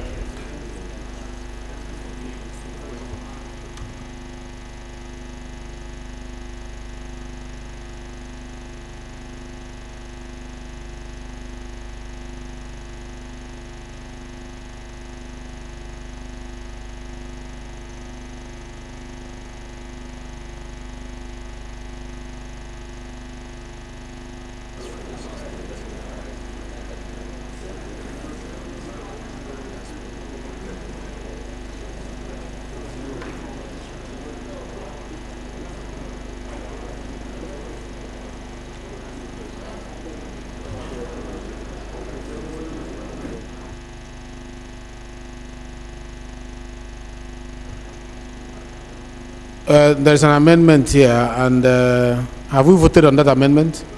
We've not voted. Before we vote on that amendment, it is important that I clear some dust. You know, this is not a bill, this is a motion. Normally, for a bill is given, you must transmit. It's not all motions that are transmitted. So, but this one, if you wanted to have more teeth, you can put a prayer and say, transmit for concurrence of the Senate. It's allowed because it's not a bill. If it's a bill, it's a given. But if it's a motion, you can say transmit to the Senate for concurrence. So I think that amendment, we may have to adjust it so that it will have more teeth. Please adjust the amendment. The original resolution, the original prayer says transmit the resolution to the Senate for concurrence. Yeah. That was what the original prayer says. Your own amendment. So my own amendment, my proposal was just to delete it because the resolution of the House is powerful enough. Yeah, but you see, it's a motion. For a bill is a given, you must transmit. But for not all motions that you transmit for concurrence. For a bill, we'll definitely have to. But for a motion, our resolution is powerful and you can just go rather than wait for concurrence of Senate. No, we have to. I suggest we delete. That was my own proposal. Yeah, we need concurrence for it to have more teeth in what we can do in isolation of them. But for it to have more teeth is good because they may not bring it up now. Yeah. They might take another year or 2 years to bring it up. But because we want them to handle it now, not because our resolution is weak, but because we want it to come from the two chambers at the same time, we might ask them to transmit immediately. So that's why. Minority Leader, you want to say something about that? You may sit down, please. Mr. Speaker, my dear colleagues, Mr. Speaker, you have actually nailed it. Actually, for a motion, if we want it to be stronger and to be a resolution of National Assembly, we transmit. Senate will also do same to transmit to the House. And once the two chambers agree, it becomes a resolution of National Assembly, not just the House of Reps. So I think that is in order. And Mr. Speaker nailed it properly. Yes, and also, it's important to mention that you remember June 12. It was a transmission, it was a motion. This June 12 that we celebrate today, transmission went from one chamber to the other and the other chamber to the other. Then it became the resolution of the National Assembly, and that is why it has the effect that it has. So I'll take it that you are stepping down your amendment. Mr. Speaker, yeah, go ahead. We'll step it down. Yeah. Thank you, Chairman. Amendment is hereby stepped down. Yes, let me hear your amendment, the final one on this, please.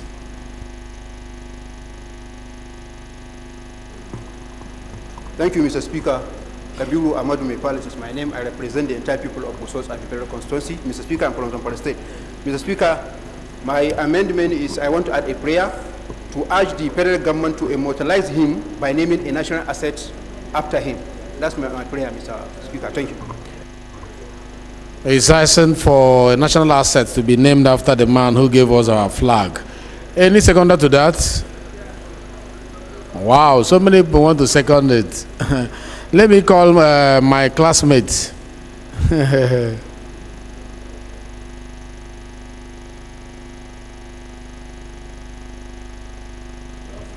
Press so that we can see.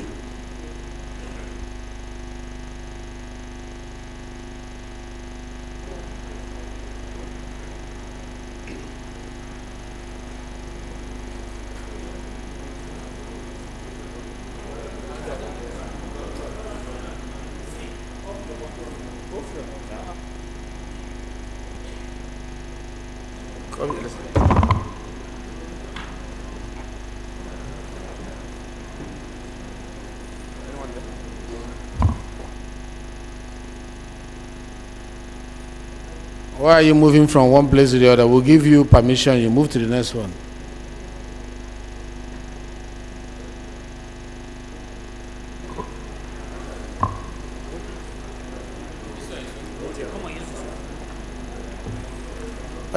Honorable colleagues, always come with your card because we are seeing that some of the machines don't have card.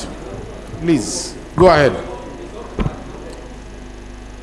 Mr. Speaker, my very dear honorable colleagues, I am Honorable Godwin Ode Ofiono. I represent the people of Ugoja, Iyala Federal Constituency. Mr. Speaker, dear colleagues, I am from Cross River State. Mr. Speaker, I rise to second the motion or amendment, to second the amendment in respect of this motion, and I so second, Mr. Speaker. Those in support of the amendment say aye.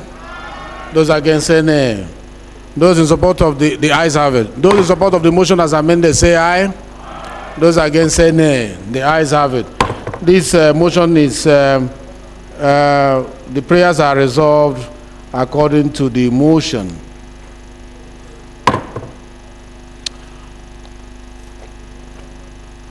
The next order of the day is the third reading of a bill for an act to the Point of order. It's a what? Oh, 1 minute silence. Oh, thank you very much for reminding me. Please, may we rise?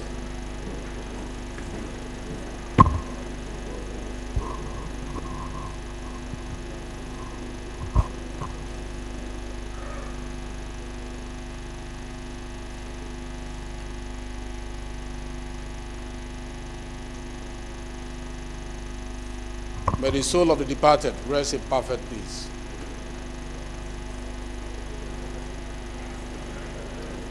The next order of the day is the third reading of a bill for an act to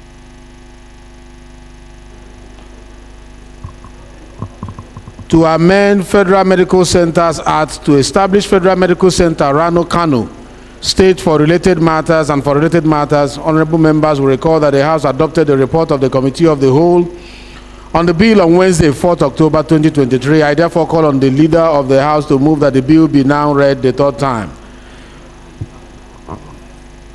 Mr. Speaker, Professor Julius Ihonvere, ONDSSRS, I rise to move that the following bills: 1, a bill for an act to amend Federal Medical Centers Act to establish Federal Medical Center Rano Kano State and for related matters, HB 91. A bill for an act to establish Federal College of Education, Bende, to provide full-time courses, teaching, instruction, and training in technology, applied sciences, commerce, arts, social sciences, humanities, and management, and to carry out research in the development and adaptation of techniques, and also make provision for the appointment of a provost and the officials of the college to carry out the administration and discipline of students of the college and for related matters, HB 125, and 3, a bill for an act to repeal the Oaths Act, Cap 01, Laws of the Federation of Nigeria 2004, and enact the Oaths Bill 2023 to take cognizance of technological advancements and to make provisions for digital and electronic means of administering oaths and affirmations in Nigeria, and for related matters, HB 122 be read a third time. I so move, Mr. Speaker. Thank you very much. Minority Leader, please. Mr. Speaker, my dear colleagues, I rise to second the motion that HB 91, HB 125, and HB 122 be read a third time. I so second. Honorable colleagues, the question is that the bill be now read a third time. Those in favor of the motion say aye. Those against say nay. The ayes have it. I now invite the clerk to read the long title of the bill. Clerk, please. Honorable Speaker, honorable member, a bill for an act to amend the Federal Medical Center Act to establish the Federal Medical Center RANO in Kano State and for related matters, HB 91, third reading.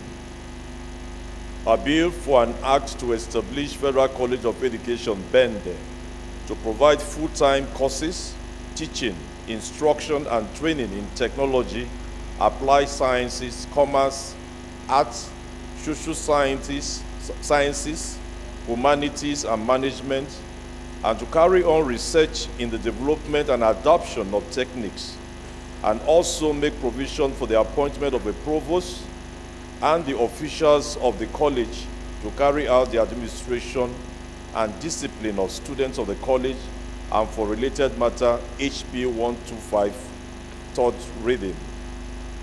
A bill for an act to provide for establishment of Chartered Institute of Corporate. A bill for an act to repeal the Oaths Act Cap 01, Laws of the Federation of Nigeria 2004, and enact the Oaths Bill 2003 to take cognizance of technological advancements and make provisions for digital and electronic means of administering oaths and affirmation in Nigeria, and for related matter, HB 122, third reading.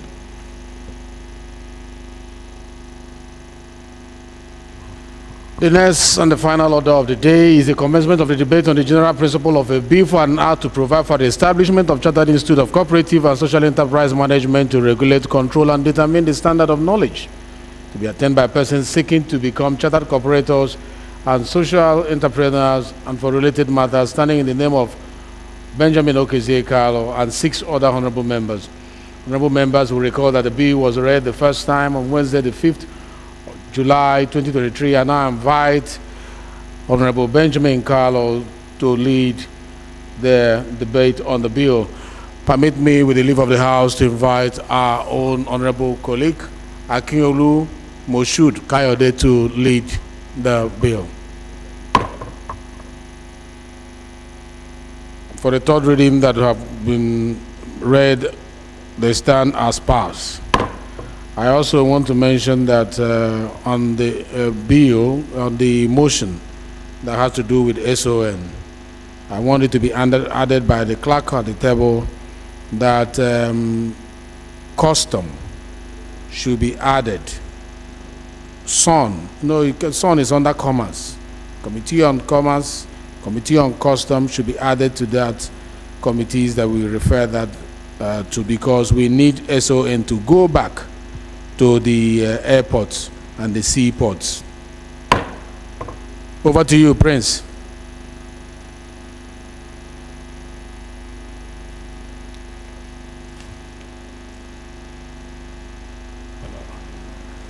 Thank you very much, Mr. Speaker. Honorable colleagues, I am Honorable Kayode Moshood Akiolu. I represent the people of Lagos Island Federal Constituency 2 and from Lagos State. Mr. Speaker, honorable colleagues, a bill for an act to provide for the establishment of the Chartered Institute of Cooperative and Social Enterprise Management to regulate, control, and determine the standard of knowledge to be attained by persons seeking to become chartered corporators and social entrepreneurs, and for related matters. Thank you. Mr. Speaker, with the kind permission of the House, I'm ready to lead the debate. Thank you. Any seconder to that motion that the bill be read a second time? Honorable Isiaka, please.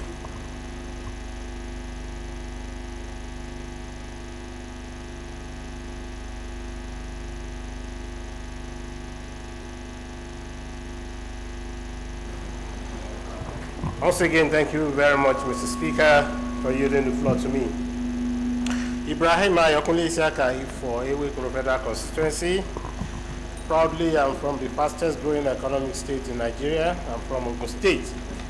Distinguished honorable colleagues, I rise to second the bill as ably moved by Honorable Prince Akiolu on the bill of an act to provide for establishment of Chartered Institute of Cooperatives and Social Enterprise Management.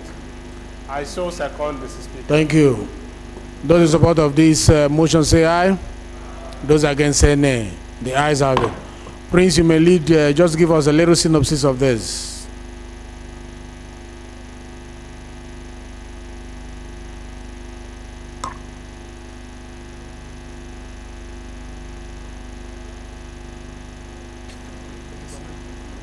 Yeah, check your mic. Mr. Speaker, I'll just do a brief background which has been written anyway. So, I'm delighted to lead the debate on this imperative essential bill, which seeks to provide for the establishment of the Chartered Institute of Cooperative and Social Enterprises Management. Mr. Speaker, this bill was first read for the first time in the Allo Chambers on Wednesday, 5th July 2023. Mr. Speaker, honorable colleagues, the need to professionalize the activities of the practitioner within the third sector through quantitative training, retraining. Please tell us the objective of this institute. Tell us the objective of this institute. Basically, Mr. Speaker, the objective of this bill is to provide for those that will run the cooperative entrepreneurship sector should be licensed. They should be qualified. People that are well trained to run it, because the cooperative sector is a very vital sector which needs to be regulated. I'm saying that you have objective of the institute on page 2. Can you read it for us? That's what we want to know. Okay, thank you very much, Mr. Speaker. Number 6, the objectives is the institution objective, among others, include provide quality training, retraining that would professionalize, empower, efficientize, facilitate, operationalize compliance with the extant law, and to self-regulate members for the best result that explicit define professionalism among its practitioners. B, cooperate with the regulators, authority for the full compliance with the extant law as it affects cooperative and social enterprises in eliminating and ameliorating